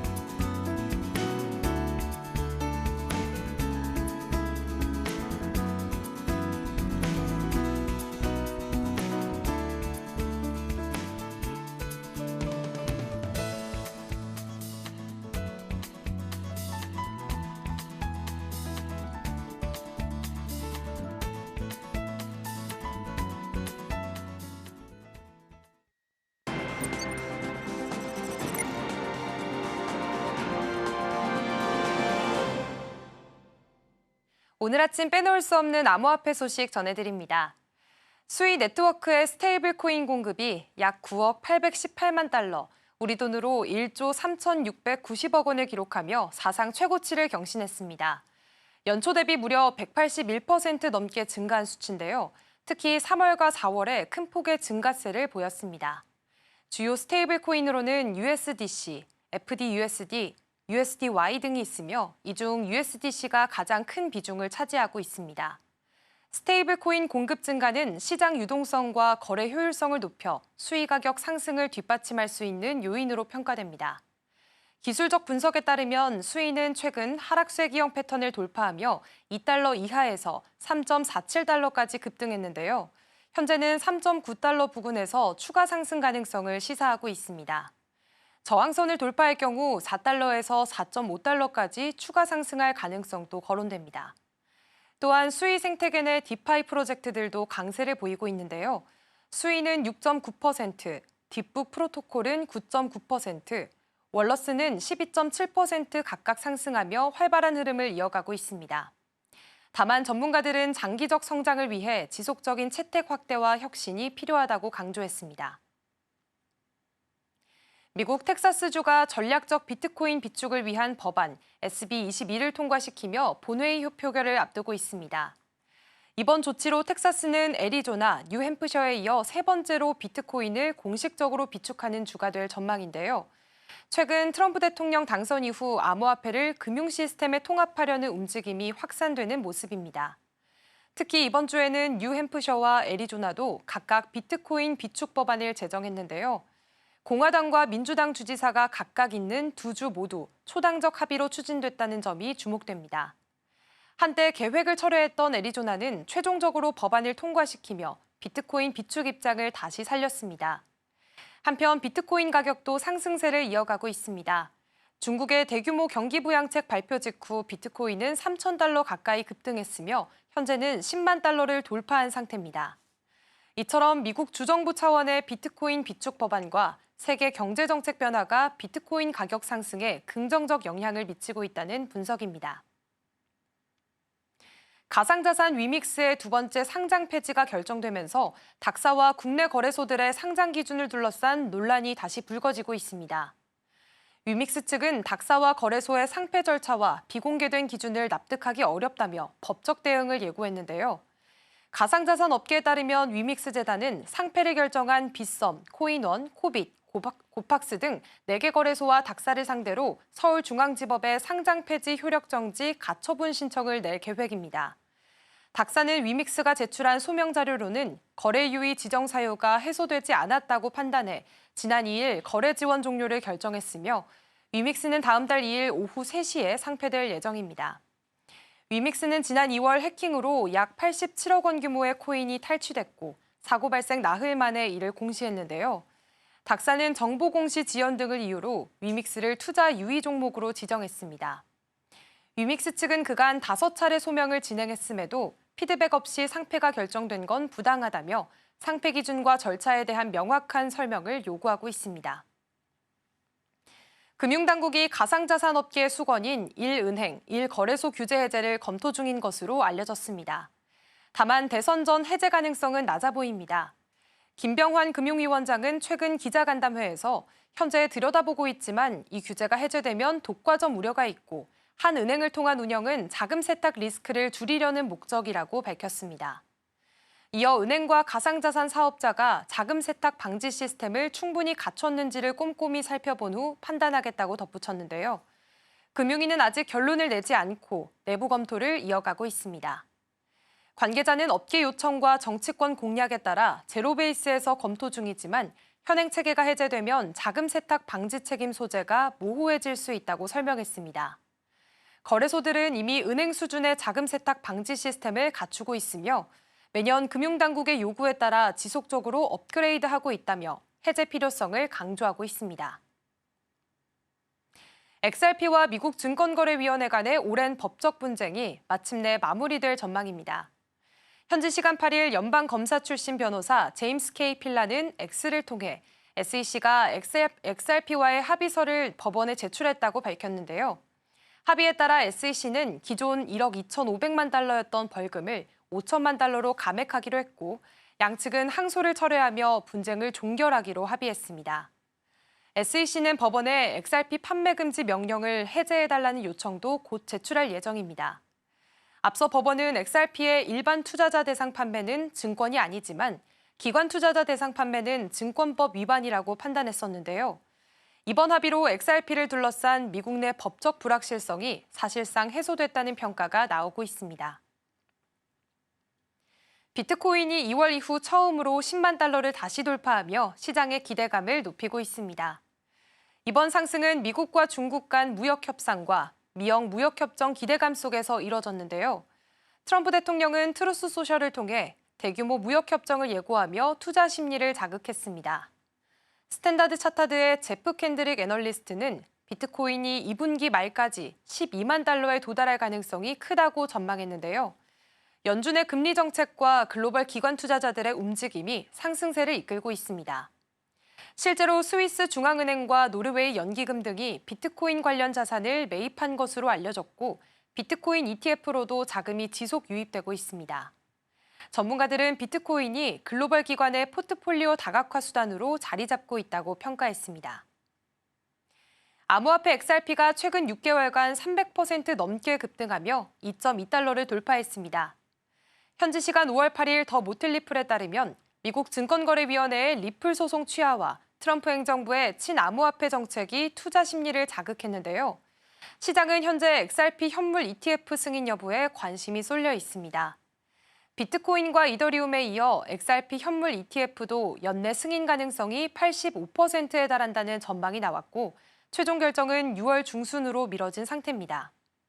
전문가들은 ETF 승인이 XRP 접근성을 높여 신규 자금 유입을 기대할 수 있지만 반드시 가격 급등으로 이어지는 건 아니라는 점도 지적했는데요. 장기적으로는 XRP의 빠른 전송 속도와 낮은 수수료 등 기술적 강점이 여전히 매력적이라는 평가가 이어지고 있습니다. 지금까지 코인 이슈 전해드렸습니다.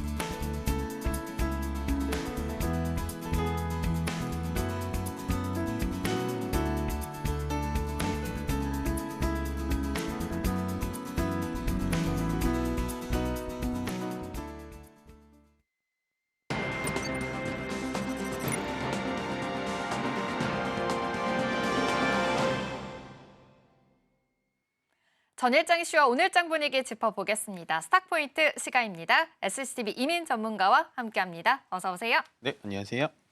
네, 일단 간밤 뉴욕 증시부터 체크를 해보겠습니다. 뉴욕 증시는 3대 지수 모두 상승으로 마감을 했습니다. FOMC도 소화를 했고요. 또 영국과의 첫 무역 협상이 진행이 됐습니다. 시장은 이러한 이에 대한 기대감으로 인해서 상승으로 마감을 했고 좋은 흐름 보여주고 있습니다. 어제 우리 시장도 좀 체크를 해보자면 양시장 모두 상승으로 마감을 했습니다. 외국인들의 수급도 좀 들어온 모습이었는데요. 눈에 띄는 점은 전문가님께서 항상 강조를 해주셨던 이 미용기기 쪽으로 상승세가 굉장히 많이 보였습니다. APR이 깜짝 실적을 내면서 17% 급등하는 흐름까지도 보였었는데 어제 시장을 잠시 좀 복기를 해보겠습니다. 전문가님, 네. 어제 이 미용기기뿐만이 아니라 화장품주 전반적으로 굉장히 좋은 흐름 보였었거든요. 어제 시장 어떻게 보셨을까요? 일단은 어제 시장에서 섹터를 보기 전에 수급 자체가 조금 원활하게 돌아가고 있다라고 네. 보여집니다. 뭐 거래 대금 자체가 많이 들어오는 시장은 아닌데 그래도 저희가 이렇게 보면은 4월 달부터 이틀 연속 외국인의 현물 매수세가 들어왔던 적은 없었는데요. 뭐 큰 금액은 아닙니다만은 뭐 5월 7일 날 3,500억 정도, 그다음에 어저께도 장 막판에는 이제 매도세로 좀 보였습니다만 동시호가에 좀 강력하게 매수가 들어오면서 1,300억 정도 순매수가 들어왔다라는 점이 상당히 좀 고무적이다라고 볼 수가 있겠고 오늘 정도에서 또 외국인들이 현물이 어떻게 들어오느냐라고 좀 봐야 되는데 아마도 저희가 수요일 날 한번 찝어드렸던 원달러 환율이 좀 약세가 진행이 되면 특히나 원화가 강세가 되고 달러가 약세가 되는 이런 신호가 계속해서 잡히게 된다면 외국인들은 크게는 아닙니다만 조금씩은 들어올 수 있을 거다라고 좀 조심스럽게 예측을 해보고 있다라고 의견을 전달해 드렸고요.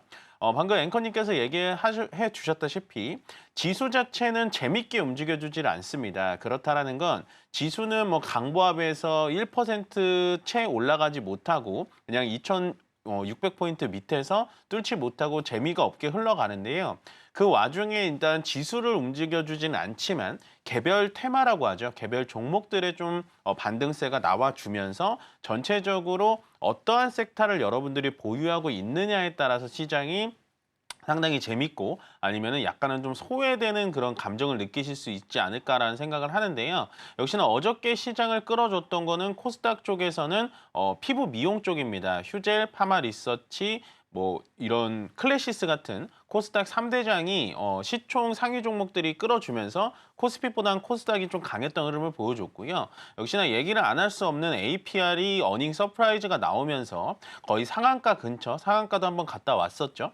상한가 근처에 가면서 원래 5만 원대였던 종목이 거의 10만 원 가까이 올라가는 그런 기염을 토하지 않았나라는 생각이 들기 때문에 뭐 앞으로도 화장품과 피부 미용 같은 종목들은 계속해서 지켜보시는 게 좋을 것 같습니다. 물론 현재 지금 피부 미용 의료기기 쪽, 뭐 원텍이라든지 아니면 클래시스, 파마리서치, 뭐 APR, 뭐 이런 의료기기 쪽에 대해서는 주가가 좀 많이 올라가서 부담스러우실 수는 있는데요. 늘 이 시간에 말씀드렸던 이제 화장품 관련된 뭐 아모레퍼시픽이라든지 코스맥스 뭐 이런 종목들은 아직도 많이 올라가진 않았습니다. 뭐 어저께 코스맥스는 한 12% 정도 올라가서 이미 주가가 많이 올라갔지만 현재 아직도 바닥에 있는 거는 저는 아모레퍼시픽이라고 생각을 하고요. 어저께 같이 올라갔는데 아모레퍼시픽도 올라가다가 윗꼬리를 맞고 떨어진 게 좀 아쉽기는 합니다만 그래도 계속해서 지켜봐야 되는 테마 중에 하나가 되지 않을까라는 의견 전달해 드리도록 하겠습니다. 네, 좋습니다. 화장품 쪽 그리고 미용기기 쪽도 다시 한번 짚어주셨는데 아무래도 개별 호재가 있는 섹터 쪽으로는 좋은 분위기가 이어지는 이런 시장이었다는 점 체크를 해보시면 좋을 것 같습니다. 그렇다면 간밤에 미국에서는 영국과의 무역 협상이 있었습니다. 이 이야기도 해봐야 될 것 같은데요. 특히나 이 자동차 관세가 원래 25%였는데 10%로 지금 낮아지는 흐름이고 철강과 알루미늄에 대한 관세도 전면 폐지하겠다라는 이야기까지 나오고 있습니다.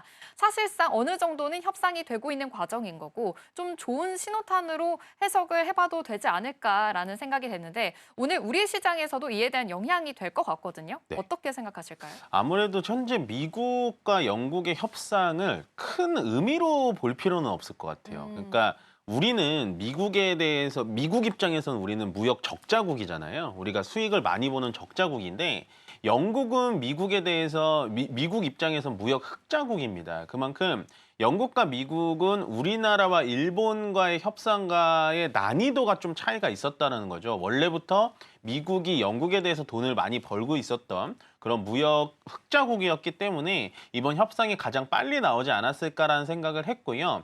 시장에서는 가장 빨리 나오는 협상 결과가 빨리 나오는 나라가 첫 번째는 일본, 그러다가 좀 지지부진하다가 인도가 되지 않을까라고 예측을 했었는데 영국이 먼저 나온 이유를 우리가 좀 살펴볼 필요가 있을 것 같습니다.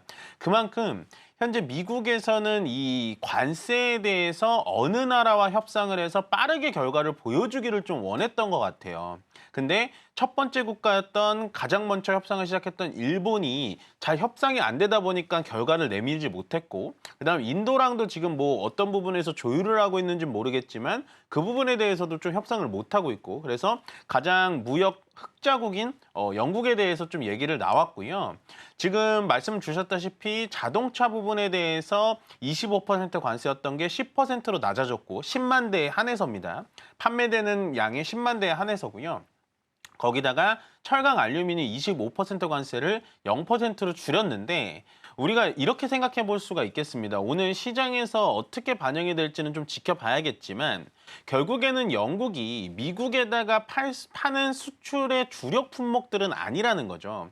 물론 자동차를 미국에다가 많이 못 팔지는 않습니다. 거의 한 미국의 수출의 한 9위 정도를 차지하는 걸로 알고 있는데 뭐 그렇다라는 건 결국에는 영국의 주력 품목들이 관세가 확 낮아졌다라는 표현보다는 미국에서 일단은 이번 주말에 스위스에서 중국과 열리는 그 관세 협상에 대해서 너네 나라도 우리나라한테 이렇게 잘 보이면은 관세를 좀 많이 낮춰줄 거야라고 하는 약간은 좀 쇼맨십이지 않을까. 그러기 위해선 일단 미국, 중국 간의 협상 전에 빠르게 어느 한 나라라도 협상 결과를 발표했어야 되지 않을까라는 생각을 하고요. 조금 더 들춰보자면 역시나 알맹이가 없었던 무역 협상이었다라고 생각이 들고 미국 현지에서도 그렇게 얘기를 하고 있습니다. 전체적인 뭐 관세율을 낮춰주는 거는 발표를 했습니다만 세부적인 사항에 대해서는 계속해서 조율을 해가야 된다라는 여지를 남겨두고 있고요. 지금 어떤 부분에서 봤을 땐 영국이 미국에다가 디지털 관세라는 거를 매기고 있습니다.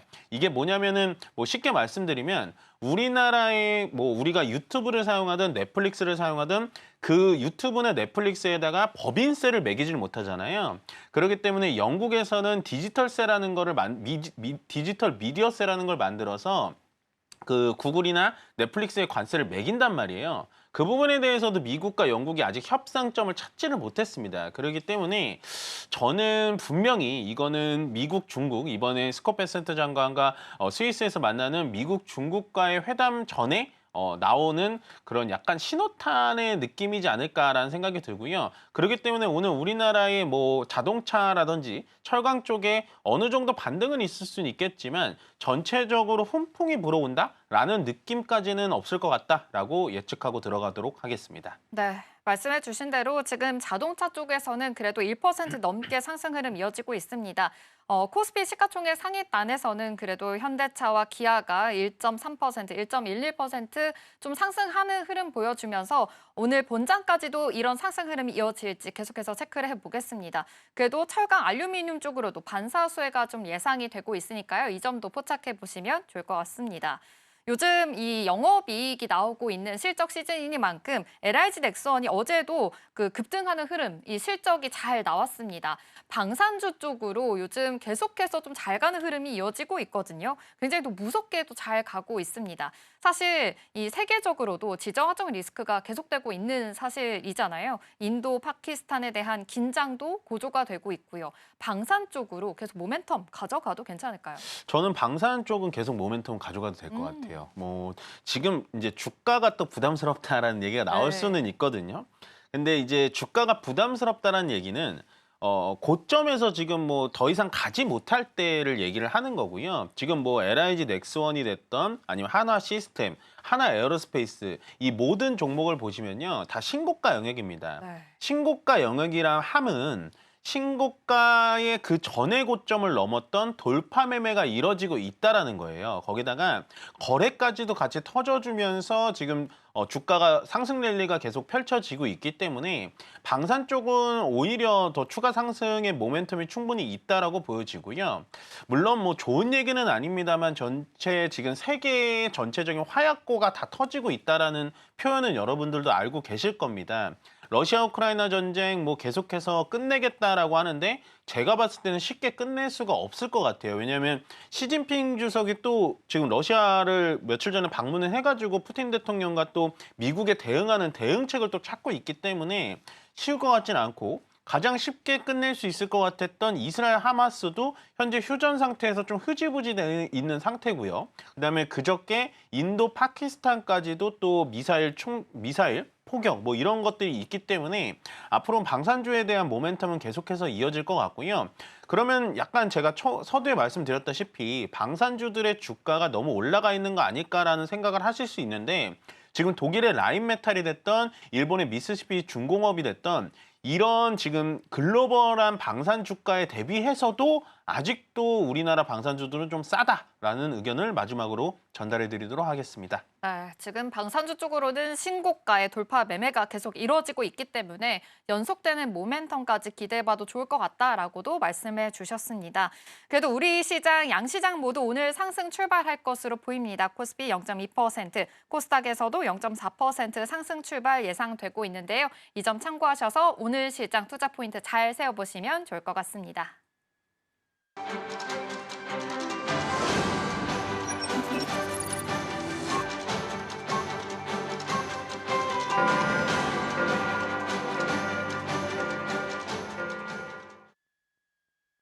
5월 9일 금요일 우리 시장 문 힘차게 열었습니다. 간밤 뉴욕 증시 3대 지수는 모두 상승으로 마감했습니다. 영국과 미국이 첫 무역 합의에 도달했다라는 소식이 주가를 끌어올렸고요. 덩달아 미중 무역 협상에 대한 기대감이 퍼지기도 했습니다. 어제 우리 시장은 양시장 모두 강보합권에서 거래를 마쳤습니다.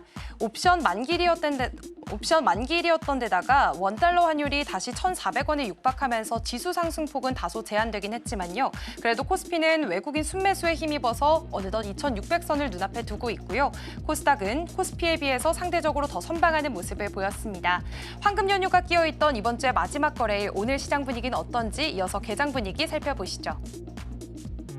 네, 오늘 양시장 모두 상승으로 출발하고 있습니다. 코스피는 0.33% 상승해주면서 2,588포인트 선 지나가고 있고요.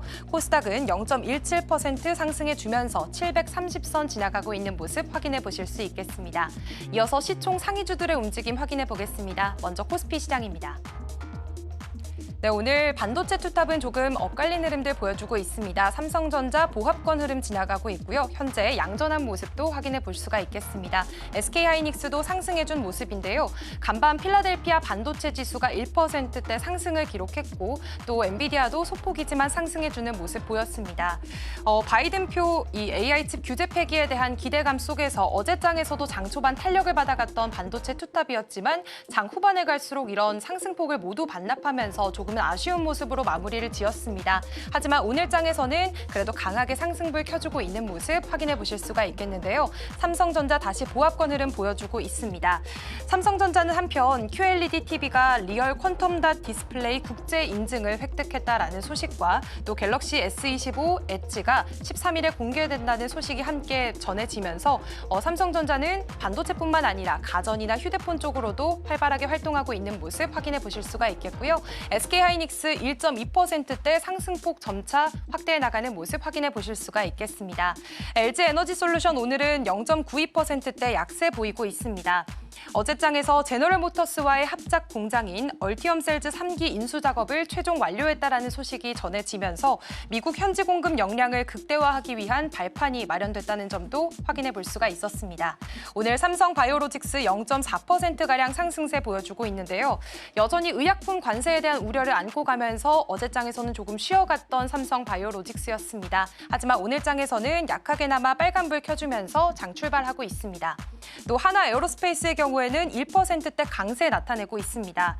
지정학적 리스크로 인해서 최근에서 계속 방산주들이 잘 가는 모습 보여왔는데 하나에어로스페이스는 수요일장에서 심지어 8%가 넘는 급등세 보여주면서 어제장에서는 잠시 차익 매물이 나타나기도 했습니다. 하지만 오늘장 안에서는 다시 강한 상승불 켜주면서 장 지나가고 있습니다. 이어서 살펴보도록 하겠습니다. 네, 오늘 현대차와 기아가 동반 강세를 나타내고 있습니다. 현대차 3%가량 강세 보여주면서 19만 원 선에서 거래가 되고 있고요. 기아도 2.2%가량 상승해주면서 시총 10위로 다시 올라온 모습 확인해 보실 수가 있겠습니다. 다음으로 삼성전자 우선주 0.9%가량 상승세 보이고 있고요. 오늘 HD 현대중공업은 조금 빠지는 모습입니다. 1%가량 빠지면서 41만 원 선에서 거래가 되고 있는데요. 어제장에서는 그래도 장중 52주 신고가를 경신하면서 좋은 흐름을 가져갔지만 오늘 장 안에서는 쉬어가고 있다는 모습도 포착해 볼 수 있습니다. KB금융도 그동안 조용히 잘 갔던 종목이었습니다. 하지만 오늘 장 안에서는 2.6%로 좀 강하게 빠지는 모습 연출되고 있습니다. 이어서 코스닥 시장도 함께 체크해 보도록 하겠습니다. 네, 오늘 코스닥 시장은 좀 파란불이 짙게 깔린 모습입니다. 알테오젠과 HLB 어제에 이어서 오늘도 좀 낙폭이 그려진 모습인데요. 알테오젠 0.3%가량 빠지면서 35만 원 선에서 거래가 되고 있고요. HLB도 역시나 0.5%가량 좀 더 낙폭이 더 큰 모습으로 56,700원 선 지나가고 있습니다. 어제장에서도 외국인 투자자들이 이 알테오젠과 HLB를 중점적으로 매도하는 모습을 나타내면서 시총 상위주들 가운데서 좀 큰 낙폭을 그렸던 종목이기도 했습니다.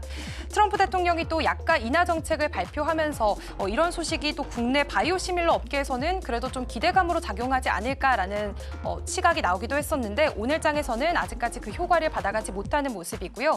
에코프로 그룹주들 오늘 동반 쉬어가는 모습 확인됩니다. 에코프로 BM이 어제장에서 3%가량의 급등세를 나타냈기 때문에 오늘 장에서는 더 많이 빠지는 모습 확인해 보실 수가 있겠고요. 에코프로도 약보합권에서 흐름 지나가고 있습니다. 레인보우 로보틱스도 오늘 0.3%가량 빠지고 있습니다. 최근 삼성전자가 지능형 휴머노이드 로봇 개발에 본격 착수한다라는 소식에 로봇주들 연일 잘 가는 모습 보여줬었고요. 레인보우 로보틱스 어제장에서 강보합권 흐름 보여줬는데 오늘 장에서는 쉬어가고 있습니다. 이어서 살펴보도록 하겠습니다. 네, 오늘 그간 잘 갔었던 미용 의료기기단도 조금 약한 모습 보여주고 있습니다. 클래시스와 휴젤 모두 3%대의 낙폭 그리고 있고요. 휴젤은 현재 4%까지 떨어지는 모습도 체크해 볼 수가 있겠습니다. 휴젤의 경우에는 어제 1분기 매출이 898억 원을 기록했다고 발표하면서 역대 1분기 최대 실적을 보이기도 했었는데요. 어제 좀 잘 갔었던 만큼 오늘 장안에서는 차익 매물이 조금 나오는 모습도 확인해 보실 수가 있겠고요. 클래시스도 어제 장에선 6%가량 상승했는데 오늘 많이 빠지고 있습니다. 파마리서치 1%가량 상승해주면서 39만 8천 원 선 기록하고 있고요. 리가켄바이오도 0.8% 상승세, 페트로는 오늘 하락하는 모습 보여주고 있습니다. 지금까지 시장 상황 전해드렸습니다. 네, 5월 9일 금요일 우리 시장 개장했습니다. 지금 양시장은 혼조세로 지나고 있습니다. 코스닥이 원래 상승불로 출발할 것으로 예측을 했는데 지금은 파란불로 지금 낙폭을 좀 키우고 있습니다. 코스피가 0.2% 상승하고 있고 코스닥에서는 728포인트 선 지나고 있습니다. 환율이 다시 1,400원대로 좀 돌아온 모습인데요. 외국인이 선물 시장에서만 지금 매수이 보이고 있다는 점 포착이 되고 있습니다. 지금 장 시작하고 현대차와 기아 쪽으로는 그래도 좀 더 상승폭이 더 키워지고 있습니다. 2%대 강한 상승 흐름 이어지고 있는데요.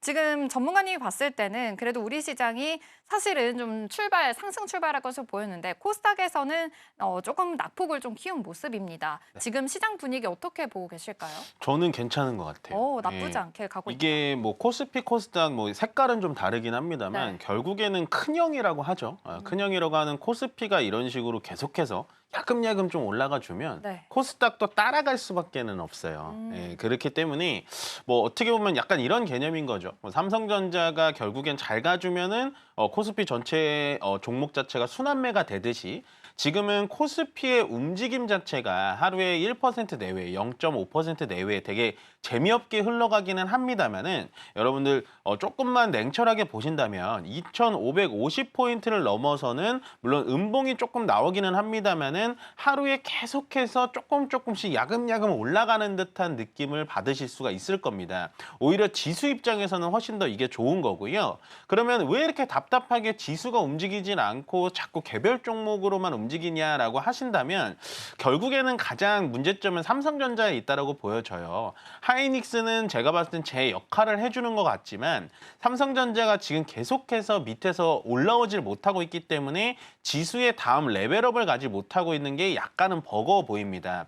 그렇기 때문에 2600포인트를 뚫기가 삼성전자가 완벽하게 어떤 모멘텀으로 주가가 움직여주지 않으면 코스피 자체도 전체적으로 좀 움직여주기는 쉽지는 않을 것 같다. 그래서 계속되는 개별 종목 장세는 이어질 것 같다라고 생각이 들고요.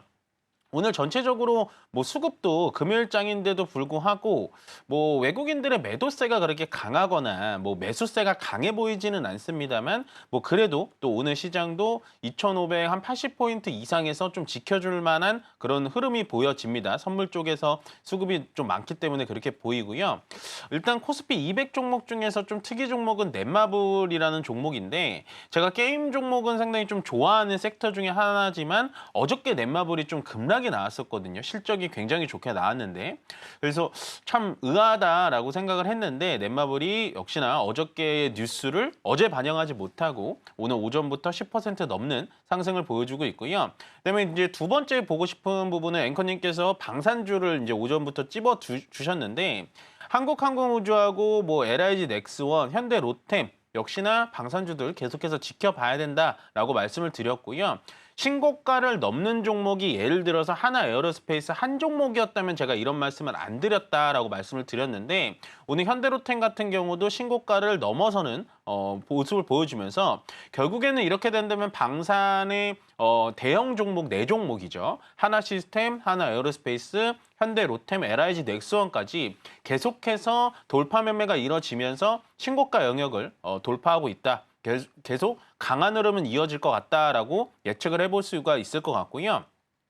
코스닥 쪽에서는 오늘 좀 강한 섹터로 보이는 건 어저께 강했었던 뭐 클래시스, 파마리서치, 휴젤이라는 피부 미용 의료기기 쪽은 오늘 하루 정도 당연히 좀 쉬어가는 게 맞을 것 같다라고 보여지고 오늘 좀 강한 흐름 보여주는 건 비트코인 관련주입니다. 뭐 우리기술투자가 가장 대장주라고 보시면 될 것 같고요. 거기에 따라서 뭐 다날 같은 종목들 같이 좀 올라가고 있다라고 정리를 해드리면 좋을 것 같은데 지금 일단 대선 주자들이 또 스테이블 코인이라고 하는 일반 비트코인이랑은 좀 다릅니다. 그건 스테이블 코인이라는 건 말 그대로 원화 가치랑 같이 연동돼서 움직이는 코인이라고 보시면 되는데 그런 스테이블 코인도 우리나라도 좀 자국 내에 좀 많이 비축을 해가지고 코인 시장에 대해서도 좀 우리가 지금부터 준비해야 된다라는 코멘트가 나오다 보니까 우리기술투자라든지 다날 뭐 이런 종목들이 같이 대장주격으로 움직여주고 있긴 한데요. 결국에는 정책주 같은 경우에는 좀 길게 보시지 말고 만약에 내가 이런 종목을 가지고 있어서 오늘 수익이 좀 5% 내지 적게는 3% 났다라고 하면 오늘 정도에 그냥 매도하셔서 빠르게 수익 실현하시는 게 좋아 보인다라고 정리해드리고 싶습니다. 네, 좋습니다. 전반적인 시장 분위기 짚어주셨는데요. 제가 눈에 띄는 점은 지금 사실 의약품 쪽으로 관세를 부과하겠다라는 이야기 예고가 나오면서 사실 제약 바이오주들이 흔들리고 있습니다. 이 와중에 비만 치료제 쪽으로는 강세 흐름이 이어지고 있거든요. 어제도 블루엠텍이 굉장히 잘 갔는데 지금도 블루엠텍이 19% 급등하는 흐름을 가지고 있습니다. 사실 미국에서는 또 이런 이야기가 있어요. 복제약을 판매 금지하겠다라는 이야기가 나오면서 사실 이 비만 치료제 위고비 쪽으로는 더 큰 호재가 될 가능성이 있거든요. 네. 이쪽으로도 같이 모멘텀을 좀 받아가는 모습일까요?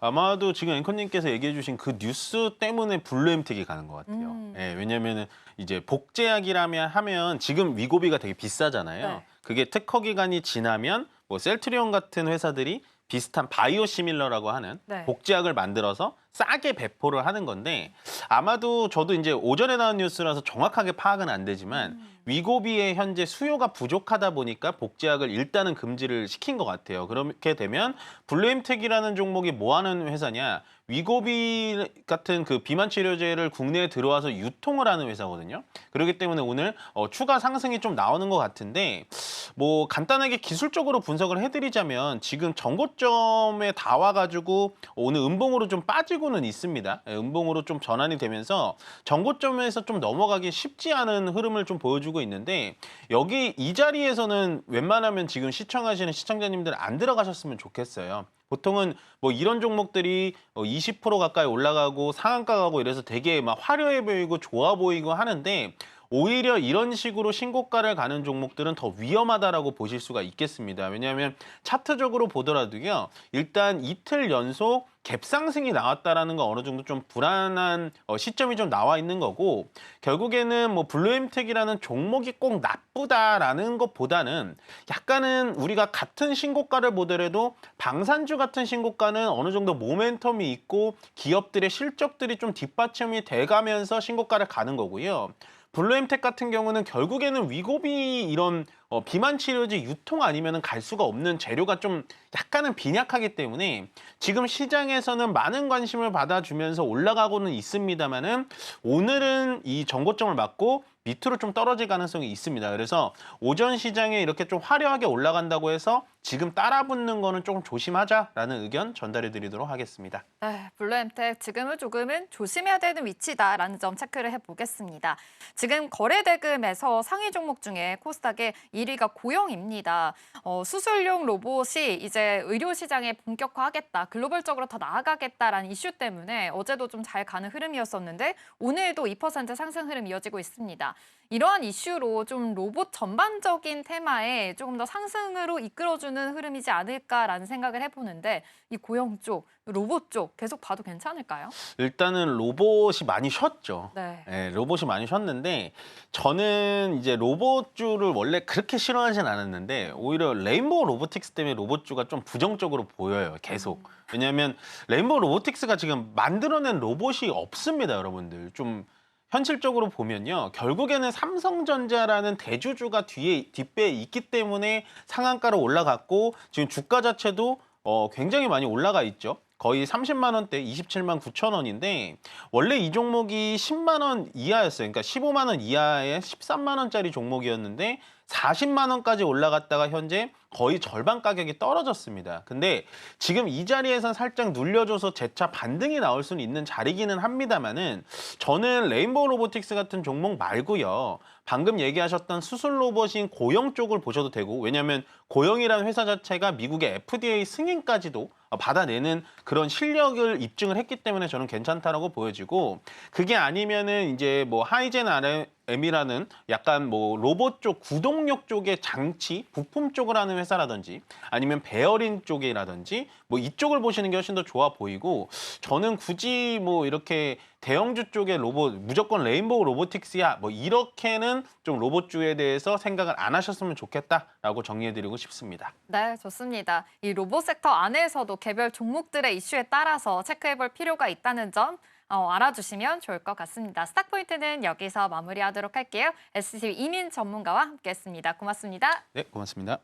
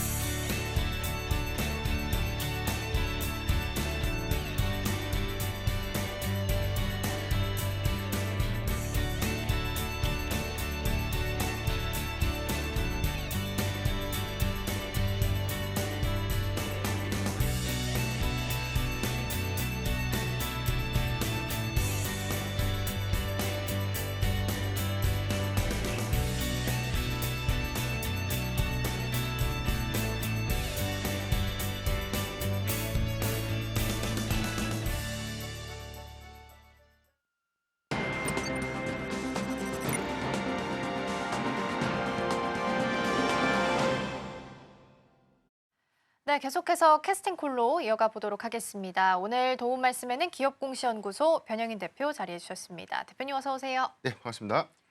네, 오늘 시장 문을 또 열었고 사실 휴일을 끼고 있는 마지막 거래일, 이번 주의 마지막 거래일이다 보니까 전반적인 분위기를 봤을 때 일단 상승 출발을 해서 좀 유지가 될까 싶었는데 코스닥이 바로 하락으로 전환을 했고요. 환율은 1,400원대로 다시 돌아오긴 했습니다만 그래도 외국인 쪽에서 코스피는 좀 들어오는 모양새입니다. 전반적인 개장 분위기는 좀 긍정적으로 해석을 좀 해볼 수 있을까요? 네. 우선 미국 증시가 전일 이 관세에 관련된 리스크가 좀 크게 완화가 되면서 이제 상승 전환을 좀 했었고요. 이런 기조가 한 2거래, 3거래 연속해서 좀 나타나주고 있는데 이에 반해서 국내 증시가 미국 증시에 비해서는 이 수급의 탄력도가 다소 어제의 경우에는 뭐 일부 수급을 반도체 섹터가 좀 더 가져가면서 수급이 좀 양분화됐던 흐름들 좀 보여줬지만 오늘 시초의 흐름들은 대체적으로 이 미국 증시의 상승세와는 좀 다르게 비교적 이 탄력도는 좀 약간 아쉽지 않나라고 볼 수 맞아요. 있겠지만 대체적인 어떤 지수의 어떤 방향성들은 2,600선에 관련된 탈환을 재차 시도하고 있다는 관점에서 좀 주목을 좀 해보면 좋을 것 같고요. 여기도 해서는 최근에 이 증시 예탁금이 소폭 좀 상향되고 있는 흐름들, 아직까지 만족스러운 어떤 수치는 아니지만 이런 부분들은 뭐 5월 달을 좀 기점으로 해서 국내의 경우에도 기준금리 0.25포인트에 관련된 인하 가능성들, 이런 부분들이 재차 좀 기대할 수 있는 어떤 요인이 좀 되지 않을까라고 좀 볼 수가 있겠고요. 더군다나 미국과 영국의 관세 협상이 마무리되면서 이 부분이 뭐 이번 주말에 중국과의 얼마만큼에 대한 합의를 도출해낼 수 있을까? 단기적인 어떤 성과를 좀 기대할 수는 없겠지만 이전과는 좀 다른 강대강 기조가 크게 좀 완화될 수 있는 그런 기조를 좀 주목을 해봐야 될 것 같고요. 이어서 뭐 한국도 마찬가지로 이제 관세 협상을 90일이라는 이 유예 기간 안에 어떻게 잘 마무리할 수 있는지, 이 부분도 중요한 좀 체크 포인트가 좀 되지 않나. 집권 일기 때와 좀 유사한 흐름이다라고 좀 보는 게 명확할 것 같아요. 그러니까 이전처럼 관세가 주는 시장의 어떤 방향성들은 다소 완화되고 있고, 이런 리스크 요인들이 재차 해소되고 있는 과정이 되고 있지 않나라고 좀 판단해 보겠습니다. 그러게요. 일단 시장 안에서 어제부터 오늘까지 무역 협상과 관련된 내용이 가장 키포인트가 되는 것 같습니다. 밤사이 이제 1호 국가 영국이 탄생을 했습니다. 미국이 자동차 이제 수출하게 됐을 때 10만 대에 대해서는 10% 관세를 부과하겠다라고 이야기했는데, 영국이 미국한테 수출하는 양이 한 10만 대밖에 안 되기 때문에 그냥 수출하는 전반적인 양 모두 다 관세 한 10%만 부과한다라고 보시면 될 것 같고요. 철강이랑 알루미늄 관세 면제에 대한 부분도 나오게 됐습니다.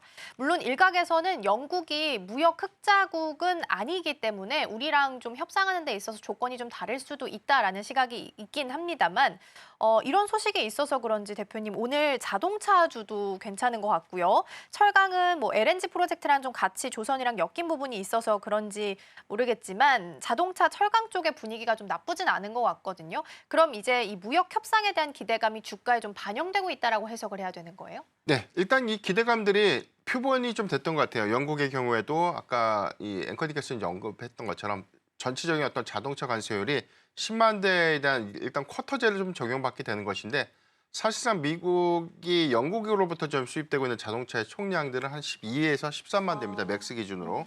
제규어라든가 레인지로버 같은 차종이 좀 될 텐데, 그렇다면 이제 10만 대 기준을 미니멀하게 이제 이게 표준적으로 좀 봤을 때 이 부분에 대한 관세 부분들에 대한 타격들은 영국의 입장에서는 굉장히 제한적이다라고 좀 볼 수 있겠고, 이 부분이 향후에 한국의 경우에도 마찬가지로 이 자동차 이 관세 부분을 얼마만큼 인하 또는 유예를 좀 받을 수 있을 것인가라는 기대감들이 좀 재차 부각된 것이 맞다라고 볼 수가 있겠고, 총량 관점에서는 이거를 뭐 영국의 사례를 봤을 때 전체적인 자동차 관세를 100% 다 면제받은 그런 스탠스 기준은 좀 아니었다는 것이죠. 그렇다면은 일단 자동차 섹터의 경우에는 일부 대수에 관련된 어떤 쿼터 제한으로 좀 제시될 수 있는 부분들, 그렇다면 이제 이전에 가장 크게 좀 우려됐던 품목별 관세에 관련된 리스크들은 크게 좀 해소될 수 있는 요인들이기 때문에 충분한 좀 기대 요인들이 좀 될 수 있겠고, 철강과 알루미늄 역시도 영국의 입장에서는 뭐 미국의 많은 양들을 좀 공급하고 있는 그런 것들은 좀 아니지만, 이 부분에 관련된 관세를 유예받게 된 것은 우리나라의 입장에서는 굉장히 좀 긍정적인 기대 요인들이 좀 되지 않을까. 다만 좀 제가 예측되는 어떤 부분들은 한국에서 미국으로 수출되고 있는 자동차의 전체 이 대수가 상당히 많죠. 이 부분과 철강의 경우에 특히나 뭐 미국향 철강은 뭐 국내 기준에서 봤을 때는 뭐 굉장히 좀 많은 수출 비중을 좀 차지하고 있다는 점을 좀 감안했을 때, 과거와 좀 유사한 흐름에서의 일부 쿼터 제한 플러스 알파 요인으로서에 대한 관세가 일부 좀 부과될 수 있는지, 이 부분까지는 어느 정도는 좀 예측될 수 있는 흐름들이 좀 되지 않을까라고 좀 판단해 볼 수 있겠고, 이 부분은 향후에 우리가 상호관세 협상을 통해서 얼마만큼 더 완화시킬 수 있는지, 뭐 최적의 조건의 경우에는 뭐 100% 유예받는 그런 어떤 결론을 좀 도출해야 된다면 더할 나위 없겠지만, 일단 뭐 관세 관련된 영향도는 기대감으로 좀 선회될 수 있지 않을까라고 좀 판단해 봅니다. 일단은 영국이 1호 국가로 나왔기 때문에 물론 무역 흑자각은 아니지만 그래도 가이드라인이 어느 정도는 좀 되어주고 있다라는 말씀을 주셨습니다. 자동차에서 현대차가 한 2%, 기아가 동반으로 2%대 강세를 보이면서 전반적인 분위기 나쁘지 않고요. 철강도 LNG 관련해서 강관 업체까지도 오늘 전반적인 상승세, 이 기대감을 같이 반영하면서 가는 모습도 보이고 있습니다. 그럼 추가적으로 이번에는 보톡스랑 필러 쪽을 좀 볼까 해요. 같아요. 물론 앞서서 이제 코너에서 비만주를 좀 살펴봤기 때문에 아이디어를 조금 확장해서 필러랑 보톡스까지 좀 살펴볼까 합니다. 위고비랑 맞고 나면 이 살이 너무 급격하게 빠져서 안 예뻐가지고 네. 뭐 오젬픽 페이스, 위고비 페이스 이런 말들이 있다라고 하더라고요. 그래서 위고비에 대한 수요가 높아지면 동반으로 보톡스랑 필러에 대한 수요도 높아질 수 있다라고 이야기를 나오고 있던데 네. 이쪽에서 좀 볼만한 종목들이 있는지 어떻게 좀 섹터 전반적으로 평가를 좀 하실까요? 저는 좀 약간 생각이 좀 다른데 그래요? 위고비를 맞는다고 해서 급격하게 살이 빠지면 얼마나 좋겠습니까? 저도 이제 당장에 좀 해볼 네. 수 있을 것 같은데 일단 그거는 시장에서 너무 확대해서 한 거죠. 사실 위고비를 맞아서 소위 말하는 뭐 피부가 쭈글쭈글해질 정도까지 맞아요. 빠진다면 정말 뭐 이렇게 획기적인 일이 있을까요? 이제 그렇지만 이제 이런 부분들이 좀 너무 크게 와전되다 보니까 탄력도 피부의 탄력도가 좀 떨어지게 되면 대체제로서 뭐 필러라든가 보톡스 같은 톡신지제가 수혜를 받을 수 있다. 뭐 이런 것들에 대한 어떤 일부 저는 뭐 가십거리가 좀 되지 않나라고 보는데 이런 관점들보다는 사실 뭐 비만 치료제 관련된 역학관계보다는 사실 노화를 좀 더 노화를 뭐 계속해서 좀 재차 좀 지연시키고 있는 부분들 특히나 이런 부분들이 효과로 좀 입증되고 있는 부분들이 특히나 뭐 스킨 부스터 제품이라고 불리는 뭐 리쥬란 같은 뭐 파마리서치 같은 종목들 그리고 여기다 해서 뭐 피부의 탄력도라든가 고주파를 이용해서 뭐 피부 리프팅을 한다든가 뭐 이런 것들은 종국적으로는 우리가 좀 연령이 좀 높은 층에서 선호하기보다는 이제는 젊은 층에서 이제 미리부터 좀 가꾸자 이제 네네. 그런 인식들 때문에 수요도가 좀 재차 좀 높아진 그런 부분들이다라면 좀 이해를 하면 좋을 것 같고 이런 기조들이 단발성보다는 오히려 일회 시술보다는 좀 정형적인 시술로 해서 재차 연장되는 어떤 그래서 이제 정기적으로 좀 관리하는 추세로 변환되고 있는 부분들이 오히려 수요를 확장시키는 계기가 좀 되지 않나라고 볼 수 있기 때문에 최근에 뭐 APR의 어제 실적 발표에 대한 데이터들 보면 일단 계절적인 성수기가 4분기였어요. 근데 4분기를 뛰어넘는 1분기 매출을 확인했다는 것은 그만큼 수요가 폭발적이다라는 것을 반증하고 있다라고 볼 수 있겠고 그 이외에 뭐 피부 미용 의료기기라든가 시술용 의료기기 같은 그런 섹터들의 실적 기대감이 재차 좀 유효하기 때문에 이런 부분들은 단발성보다는 연속성을 좀 가지고 있고 이 부분은 국내보다 해외 수출 기조가 조금 더 확장 기조를 좀 보여주고 있기 때문에 저는 뭐 상승의 연속성들은 조금 더 기대해 볼 수 있지 않을까라고 좀 판단해 보겠습니다. 그렇군요. 일단 뭐 위고비 페이스 이런 부분은 시장에서 조금 확대 해석한 부분이 있을 수 있겠다. 다만 이제 보톡스나 필러 같은 부분도 추가적인 연속은 가능하다라는 긍정적인 코멘트를 일단 같이 주시긴 했습니다. 그러면 실적 이야기가 마침 나왔으니까 어제 나왔던 쪽을 좀 볼까 합니다. 어제 이제 CS 윈드 실적이 공개가 됐는데 생각보다 너무 잘 나와서 아마 많은 분들이 좀 놀라셨을 것 같아요. 특히나 이제 신재생은 정책 모멘텀 이야기 나왔을 때도 태양광은 긍정적으로 평가를 받았어도 풍력은 좀 상대적으로 부정적이었습니다. 트럼프 대통령도 딱히 선호하는 쪽은 아니다 보니까요. 그런데 이번에 흑전에 성공을 한 모습을 보였습니다. 그러면 풍력 쪽까지 좀 신재생 전반적으로 봤을 때는 다르게 해석을 할 수 있는 계기가 좀 된 걸까요? 네, 우선 뭐 CS윈드의 경우에는 글로벌 사실 뭐 풍력 타워 관련된 그리고 여기 관련된 모듈 제품의 뭐 글로벌 시장 점유율 1위를 좀 기록하고 있는 회사죠. 일단 실적이 관련된 회사 부분들이 사실 이번 1분기 실적이 굉장히 좀 긍정적으로 좀 나왔다 이 부분은 네. 워낙 2024년도에 대한 실적 추정치가 낮은 상태에서 그래서 이제 실적의 기저효과 대비해서 높은 회복률을 좀 보인 것처럼 오인할 수 있는데 과거 호황기 대비해서에 관련된 회복률 이 부분은 뭐 작년 하반기부터 회복 시그널을 좀 보였기 때문에 연속성을 좀 가져가고 있다 정도로만 좀 해석하면 좋을 것 같고요. 중요한 것은 지금 국내 성과보다는 해외 성과가 좀 중요할 텐데 지금 오스테드 같은 그런 글로벌 풍력 타워를 대량적으로 좀 진행한 이런 프로젝트들이 현재 그런 외형들이 많이 좀 축소가 됐습니다. 이런 부분들은 글로벌 금리 기조와도 상당한 좀 연관성들이 좀 있는데 금리가 다소 좀 매파적 기조가 좀 장기화되다 보니까 해당되는 풍력, 대형 풍력 프로젝트들이 상당히 그런 외형들이 축소됐던 그런 영향들이 CS 윈드의 상당한 어떤 실적에 우려감으로 좀 작용을 했었고 여기에 대해서 뭐 미국의 정책 불확실성들도 한 가지 좀 수급 불안을 좀 유발하는 그런 어떤 사유가 좀 됐었는데 이런 것들은 사실 하반기 뭐 금리 인하 시그널들이 좀 명확하게 좀 제시가 좀 돼준다면 그리고 실질적으로 금리 인하로 좀 선회되면서 해당된 프로젝트가 재차 좀 장기화됐던 부분들 그리고 여기 부분에 다발성으로 좀 진행될 수 있는 요건들을 갖추게 된다면 저는 현재 구간부터는 충분한 좀 반등을 좀 이룰 수 있지 않을까. 그래서 이제 작년 하반기부터 중단됐던 이 프로젝트들이 다시 좀 재개됐던 부분들이 있고요. 이 부분 역시나 미국에서보다는 뭐 유럽향 수요가 굉장히 좀 높기 때문에 풍력 프로젝트에 관련된 어떤 추진 가능성들은 금리 인하 시그널들이 좀 명확해지는 그런 구간에 충분한 어떤 기대 요인들이 좀 되지 않을까. 왜냐하면 오스테드 같은 기업들이 대형 풍력 프로젝트를 좀 취재하는 과정에서 이 고금리 기조가 좀 장기화되다 보면 연간 이자 비용 정도로가 한 1조 정도가 부담이 됐던 부분이죠. 그래서 이 부분은 프로젝트를 진행하면 할수록 적자를 볼 수밖에 없는 구조가 풍력 섹터의 원가적인 어떤 부담의 요인으로 좀 작용했기 때문에 금리 인하의 명확한 시그널들은 분명 풍력 섹터에 기회가 좀 될 수 있지 않을까라고 좀 판단해 보입니다. 네, 일단 이번의 실적은 기저 효과가 좀 있었다라는 부분 말씀 주셨는데 금리 인하 관련해서는 우리나라는 이제 5월 달 그리고 미국은 한 6월, 7월 정도 되면 인하에 대한 사이클 시작될 거라는 시각들이 많이 있어서 그렇다면 인하되고 나서 그동안 멈춰섰던 추가적인 프로젝트가 다시 시작이 된다면 그때는 또 추가 상승이 가능하다라는 말씀을 주셨습니다. 오늘 캔들은 일단 도지 모양으로 딱 가고 있는 모습이긴 한데 1.9% 상승불 일단 켜고 있긴 합니다. 추가적인 상승 어제에 이어서 이어가고 있다라는 부분도 체크해드리고요. 그럼 계속해서 이번에는 오늘 올라오고 있는 테마들도 함께 점검해 보도록 하겠습니다. 네, 첫 번째 테마부터 보겠습니다. 첫 번째는 방산이 자리를 하고 있습니다. LIG 넥스원 같은 경우에 이제 실적이 발표가 됐었는데 넘사벽 실적이 나오게 됐습니다.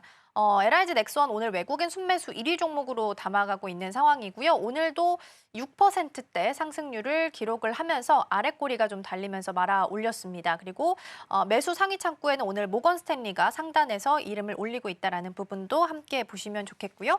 자, 그럼 두 번째도 열어보겠습니다. 두 번째는 정책 관련된 종목들입니다. 어제 이제 정부 쪽에서 7월까지 추경을 한 70% 정도 신속하게 진행하겠다라는 이야기가 나오게 됐고요. 그리고 이재명 후보 관련해서도 다양한 정책 모멘텀들이 나왔습니다. 임플란트도 어제 잘 갔고요. 돌봄 로봇에 대한 이야기가 나오면서 로봇주에 대한 시세도 좋았습니다. 그리고 미국의 청정 에너지 구매 단체가 있는데 한국이 주도하는 청정 에너지 이니셔티브에 참여하겠다라고 이야기를 내놓은 부분도 아마 좀 같이 작용을 하게 되면서 전반적으로 탄소 포집이 오늘 개장하고 나서 굉장히 강세를 좀 보였다라는 부분도 함께 체크해 드리겠습니다. 마지막 열어볼까요? 마지막은 비트코인이랑 STO인데요. 사실 비트코인이 이제 무역 협상에 본격적으로 이제 1호 국가가 탄생하게 되면서 가격이 한 3달 만에 10만 달러 선을 회복을 해냈습니다. 그러면서 오늘 가격도 전반적으로 관련주들 흐름 나쁘지 않게 흘러가고 있다라는 부분도 함께 보시면 좋겠습니다.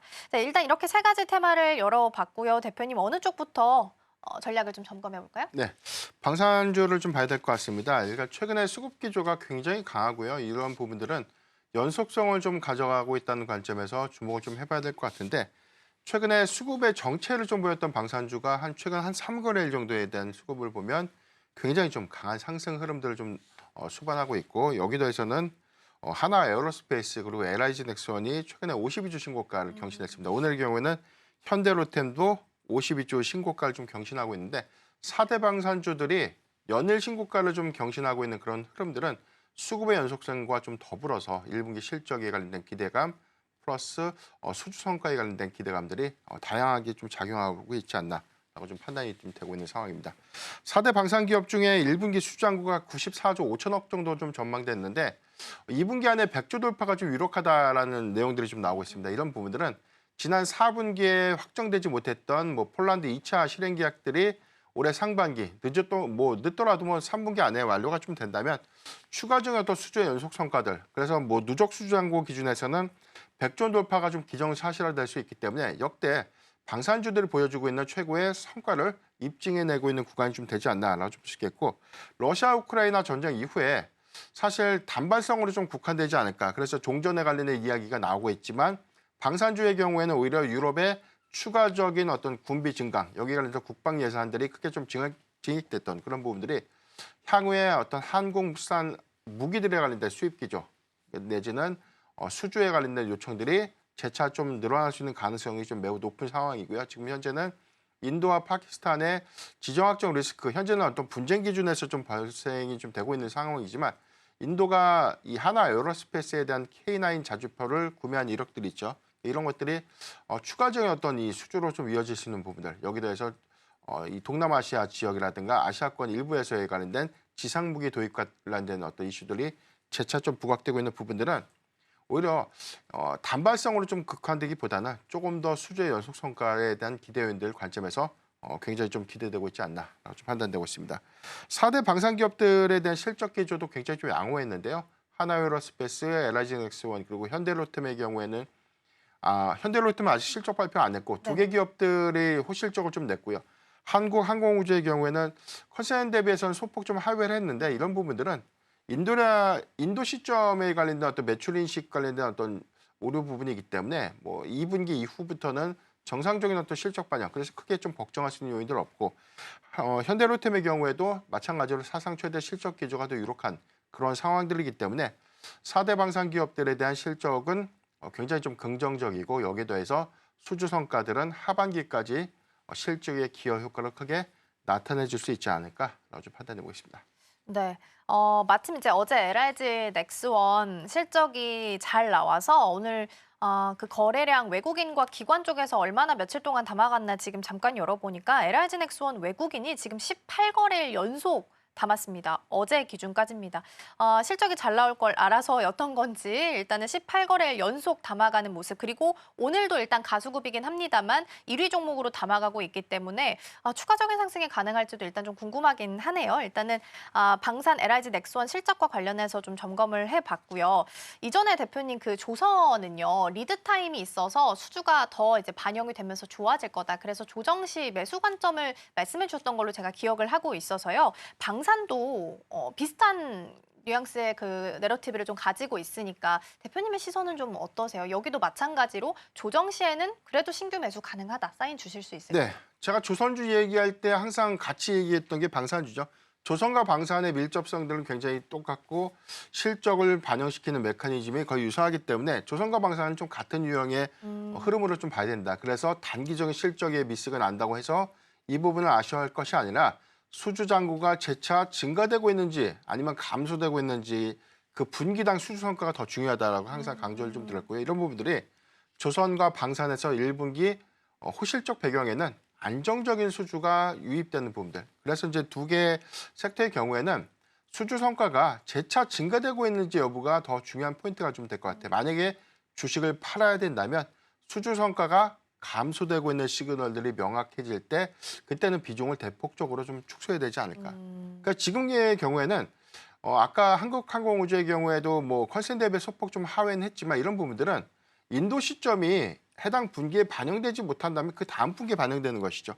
그래서 실적의 추정치가 1분기에 감소됐던 부분들이라면 당연히 2분기에 실적 추정치가 더 높아질 수 있는 그런 부분들로 해석할 수 있기 때문에 우리가 전체적인 분기 실적들을 좀 유입할 때는 이 회사의 사업 보고서나 이 최근의 정기 보고서를 통해서 수주 잔고에 대한 증감 여부를 반드시 체크한 다음에 투자에 상당한 좀 도움을 받을 수 있지 않을까라고 좀 판단하고 있습니다. 네.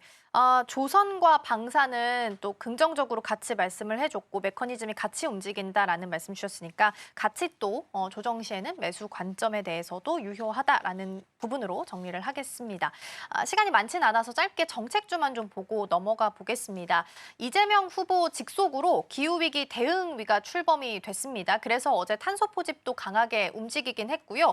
오늘 개장하고 나서 크게 좀 올라왔다가 지금은 살짝 좀 뒤로 빠져 있긴 합니다. 아무래도 시총이 좀 작은 종목이다 보니까 변동성도 크고 윗골이 달린 종목들도 많이 자리를 하고 있어서 정책에 대한 모멘텀이 붙어 있긴 한데 그렇다면 이걸 긍정적으로 보고 어느 정도에 대한 비중 확보는 필요하다라고 보실까요? 정책주는 순환매가 나오는 게 맞죠. 왜냐하면 현재는 인맥주보다는 유력 대선 후보자들은 현재는 확정이 좀 된 상태이기 때문에 일단 대선이 이제 한 달도 안 남았습니다. 이제 이런 과정에서 조만간 좀 개최될 수 있는 대선 토론회 여기 관련돼서는 정책에 관련해서 뭐 세부적인 어떤 정책들이 좀 나오게 될 것이고요.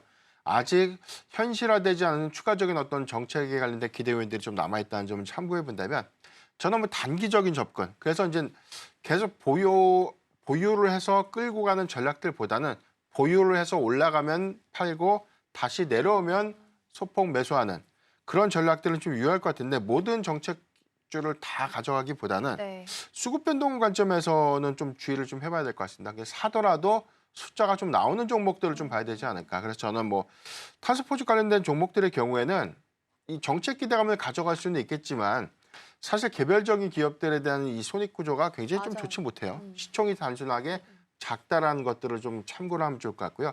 AI 정책 관련된 기대감들은 단순한 기대감도 좀 있겠지만 숫자로 좀 인식될 수 있는 부분들을 향후에 어떤 내러티브 관점에서도 조금 더 제로화시킬 수 있는 어떤 부분들이 좀 많기 때문에 정책주를 좀 고르더라도 시장에서 어느 정도 선호하고 있는 그런 정책주들, 그런 섹터들 위주로 선별해서 좀 가져가야 되지 않을까라고 좀 판단해 보기 때문에 네. 저는 뭐 탄소 관련된 어떤 이 섹터들보다는 AI 관련된 모멘텀을 조금 더 주목해 봐야 되지 않을까라고 좀 보여드리겠습니다. 네, 어쨌든 대선이 이제 한 달도 채 남지 않은 상황이기 때문에 이 정책 관련한 종목들 단기적 접근은 가능하다. 다만 숫자 나오는 쪽으로 보자라는 말씀 주셨습니다. 그렇다면 대표적으로 보면 AI 정책과 관련된 종목들 위주로 담아보시면 좋을 것 같고요. 어제는 사실 뭐 임플란트나 지역화폐 관련된 코멘트가 나오면서 이쪽도 강했었는데 임플란트는 오늘 또 좀 하락세가 짙은 모습입니다. 그래서 이 부분도 같이 좀 참고해 보시면 좋지 않을까 싶습니다. 자, 개장 분위기 잘 살펴봤고요. 대표님과는 여기서 인사 나누겠습니다. 오늘 말씀 고맙습니다.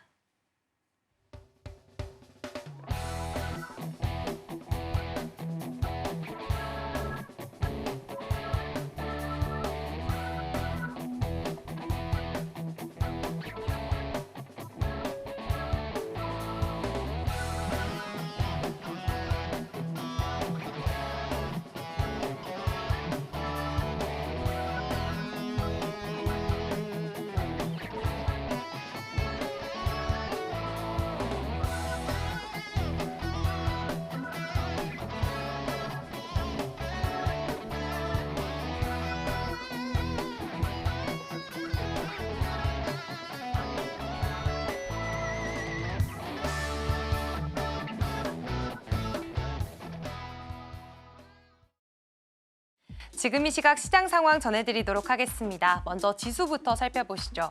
간밤 뉴욕 증시는 강세로 마감했습니다. 우리 장도 장 초반에는 양지수 모두 상승으로 출발했는데 현재는 코스닥이 하락 전환한 모습 보여지고 있고요. 코스피의 경우에는 상승폭을 더 낮추는 모습 확인해 보실 수가 있겠습니다. 코스피는 0.03% 소폭 상승해주면서 2,580선 지나가고 있고요.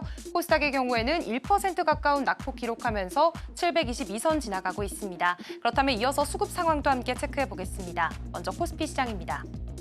네, 코스피는 현재 개인만 사자세를 외치고 있습니다. 445억 원 사들이고 있고요. 외국인과 기관은 오늘 동시에 물량을 출회하는 모습 확인해 보실 수가 있겠습니다. 외국인은 40억 원, 기관은 458억 원 크게 물량을 팔아치우는 모습 체크해 볼 수 있겠습니다. 이어서 코스닥 시장도 체크해 보시죠. 네, 코스닥도 코스피와 마찬가지로 비슷한 모습이 연출되고 있습니다. 개인만 물량을 사들이는 모습 1,771억 원 사들이고 있고요. 외국인과 기관이 여기에서도 물량을 좀 파는 모습이 보여지고 있습니다. 외국인 1,220억 원, 기관 402억 원 팔아치우는 모습 확인해 볼 수가 있겠습니다. 그렇다면 이어서 업종별 등락률도 함께 체크해 보시죠. 먼저 코스피 상승하는 업종들 확인해 보겠습니다. 네, 현재 코스피 시장에서는 철강 및 금속 쪽이 3.38%로 강세를 나타내고 있습니다. 그리고 전기가스업 1.3%, 운수장비 쪽도 1.2%가량 상승세 나타내고 있는데요. 아무래도 오늘 기아와 현대차의 상승세가 좀 두드러지게 나타나고 있기 때문에 운수장비 쪽도 오늘 장안에서는 강한 모습 보여주고 있습니다. 그렇다면 이어서 하락하는 업종들도 함께 체크해 보겠습니다. 네, 오늘 하락하는 업종들로는 의료정밀 쪽이 4%대로 좀 낙폭이 큰 모습 보여지고 있습니다. 이 의료정밀기기 업종 내부에 덴티움이라는 종목이 있는데요. 전년 대비해서 1분기 영업이익이 절반으로 뚝 떨어졌다라는 결과를 발표하면서 지금 현재 13%대 낙폭을 그려내고 있습니다. 현재 업종을 하락세로 이끌고 있는 모습 포착해 보실 수가 있겠고요. 이어서 서비스업과 전기전자까지 하락세 이어지고 있습니다. 이어서 코스닥 시장 상승하는 업종들 함께 체크해 보도록 하겠습니다.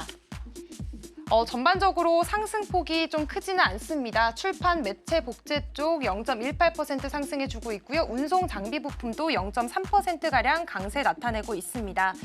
건설 쪽도 현재 상승세를 나타내고 있는 모습으로 확인해 볼 수가 있겠는데요. 이어서 하락하는 업종도 함께 체크해 보도록 하겠습니다. 네, 코스닥은 오늘 전반적인 하락장 속에서 화학이 1.7%대로 좀 강하게 좀 하락하는 모습 확인해 보실 수가 있겠고요. 기계, 장비 그리고 오락문화 쪽도 오늘 1.35%대 약세 나타내고 있습니다. 금융주 쪽도 오늘 1.17%가량 하락하는 흐름 두드러지면서 오늘 전반적인 하락장 코스닥 시장에서는 연출되고 있습니다. 그렇다면 이어서 거래대금 살펴보도록 하겠습니다. 먼저 코스피 거래대금 상위 종목들 체크해 보시죠. 네, 현재 1위로는 APR이 위치해 있습니다. 3.15%가량 상승해주면서 10만 원 선 지나가고 있는 모습인데요. 어제장에서 1분기 깜짝 실적을 발표하면서 어제 장중에서는 상한가를 터치하는 모습도 보여줬습니다. 오늘 추가 상승분 가져가는 모습 포착해 보실 수가 있겠고요. 또 한국항공우주가 2위에 자리하고 있는 모습입니다. 현재 8% 가까운 상승세 나타내고 있는데요. 9조 원 규모의 신규 수주 소식이 전해지면서 오늘 이 수출 확대에 대한 기대가 속에서 급등세 나타내고 있는 모습입니다. 또 삼성전자 현재 그래도 양전한 모습 확인해 보실 수가 있겠고요. LIG 넥스원 6% 가까운 상승세 보여주고 있습니다. 1분기 호실적을 발표했던 LIG 넥스원입니다. 어제 장중에는 25% 가까이 뛰는 좋은 모습을 보여주기도 했었는데요. 오늘도 역시나 6%가량의 상승분 이어가고 있습니다. 이어서 코스닥 시장도 함께 체크해 보도록 하겠습니다. 코스닥 시장에서 거래대금 상위 종목으로는 현재 오가노이드 사이언스가 1위를 차지하고 있습니다. 40%가량 급등세 나타내고 있는데요. 오늘 신규 상장주이기도 합니다. 차세대 재생치료제 개발 전문 기업으로 이 FDA의 동물 실험이 폐지 정책에 있어서 최대 수혜주로 언급되는 그런 종목이기도 합니다. 또 다음으로는 나우로보틱스처럼 어제 신규 상장했던 오늘 전체적으로 좀 신규 상장주들이 상위단에 위치한 모습들 확인해 보실 수가 있겠고요. 나우로보틱스는 어제 이어서 오늘도 11%가량 상승분 이어가고 있습니다. 이 원일 T&I도 역시나 오늘 신규 상장한 주인데요. 83%대 급등하는 모습 연출되고 있습니다. 친환경 에너지 기술 업체라고 합니다. 또 상지건설의 경우에는 현재 20%대 급등세 나타내면서 오늘장 안에서도 정치 테마주들이 좀 기승을 부리는 모습 체크해 보실 수가 있겠고요. 코바이포도 역시나 5.2%대 상승세 보여주고 있습니다. 그렇다면 이어서 코스피 시가총액 상위 종목들 움직임 한번 체크해 보도록 하겠습니다. 네, 현재 삼성전자와 SK하이닉스 반도체 투탑은 엇갈린 모습 보여주고 있습니다. 삼성전자는 장 초반부터 계속해서 보합권 등락을 반복하면서 그래도 현재는 0.18%대 상승세 유지하고 있는 모습이고요. SK하이닉스는 장 초반과 다르게 낙폭을 점점 더 확대해 나가면서 현재는 1%대 낙폭 그리고 있습니다. 또 오늘 시장 안에서는 그래도 제약바이오주들이 조금은 힘을 내주고 있습니다. 물론 강보합권이긴 하지만 삼성바이오로직스 0.1%대 강세, 셀트리온도 0.44% 상승분 보여주고 있고요. 또 오늘 현대차와 기아, 자동차주들의 강세가 눈에 띄는 모습입니다. 미국이 영국의 자동차 관세를 25% 기존 관세에서 10%로 인하해주겠다라는 발표를 내비치면서 오늘 국내 자동차주들에게도 좀 호재로 작용되고 있습니다. 현대차 현재 2% 이상의 강세 나타내고 있고요. 기아도 2.3% 강한 상승세 보여주면서 시세 분출하는 모습 체크해 볼 수가 있겠습니다. 그렇다면 이어서 코스닥 시가총액 상위주들의 흐름도 함께 체크해 보도록 하겠습니다. 오늘 코스닥 시총 상위주들은 대체적으로 쉬어가는 흐름 보여지고 있습니다. 그래도 알테오젠과 파마리서치만이 빨간불 좀 켜주면서 코스닥의 지수를 견인해주고 있는 역할 해주고 있는데요. 알테오젠의 경우에는 계속해서 좀 보합권에서 등락을 반복하는 모습 보여주다가 현재장에서는 0.85%대 상승세 보여주면서 35만 6천 원 선에서 현재 거래가 되고 있습니다.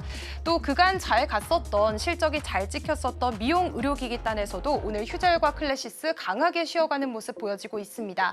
2.59%대 하락, 그리고 클래시스도 2.8%대 낙폭 그리면서 오늘은 쉬어가고 있지만요. 파마리서치는 그래도 3%대 강세 나타내면서 40만 원 선을 넘어선 모습도 체크해 보실 수가 있겠습니다.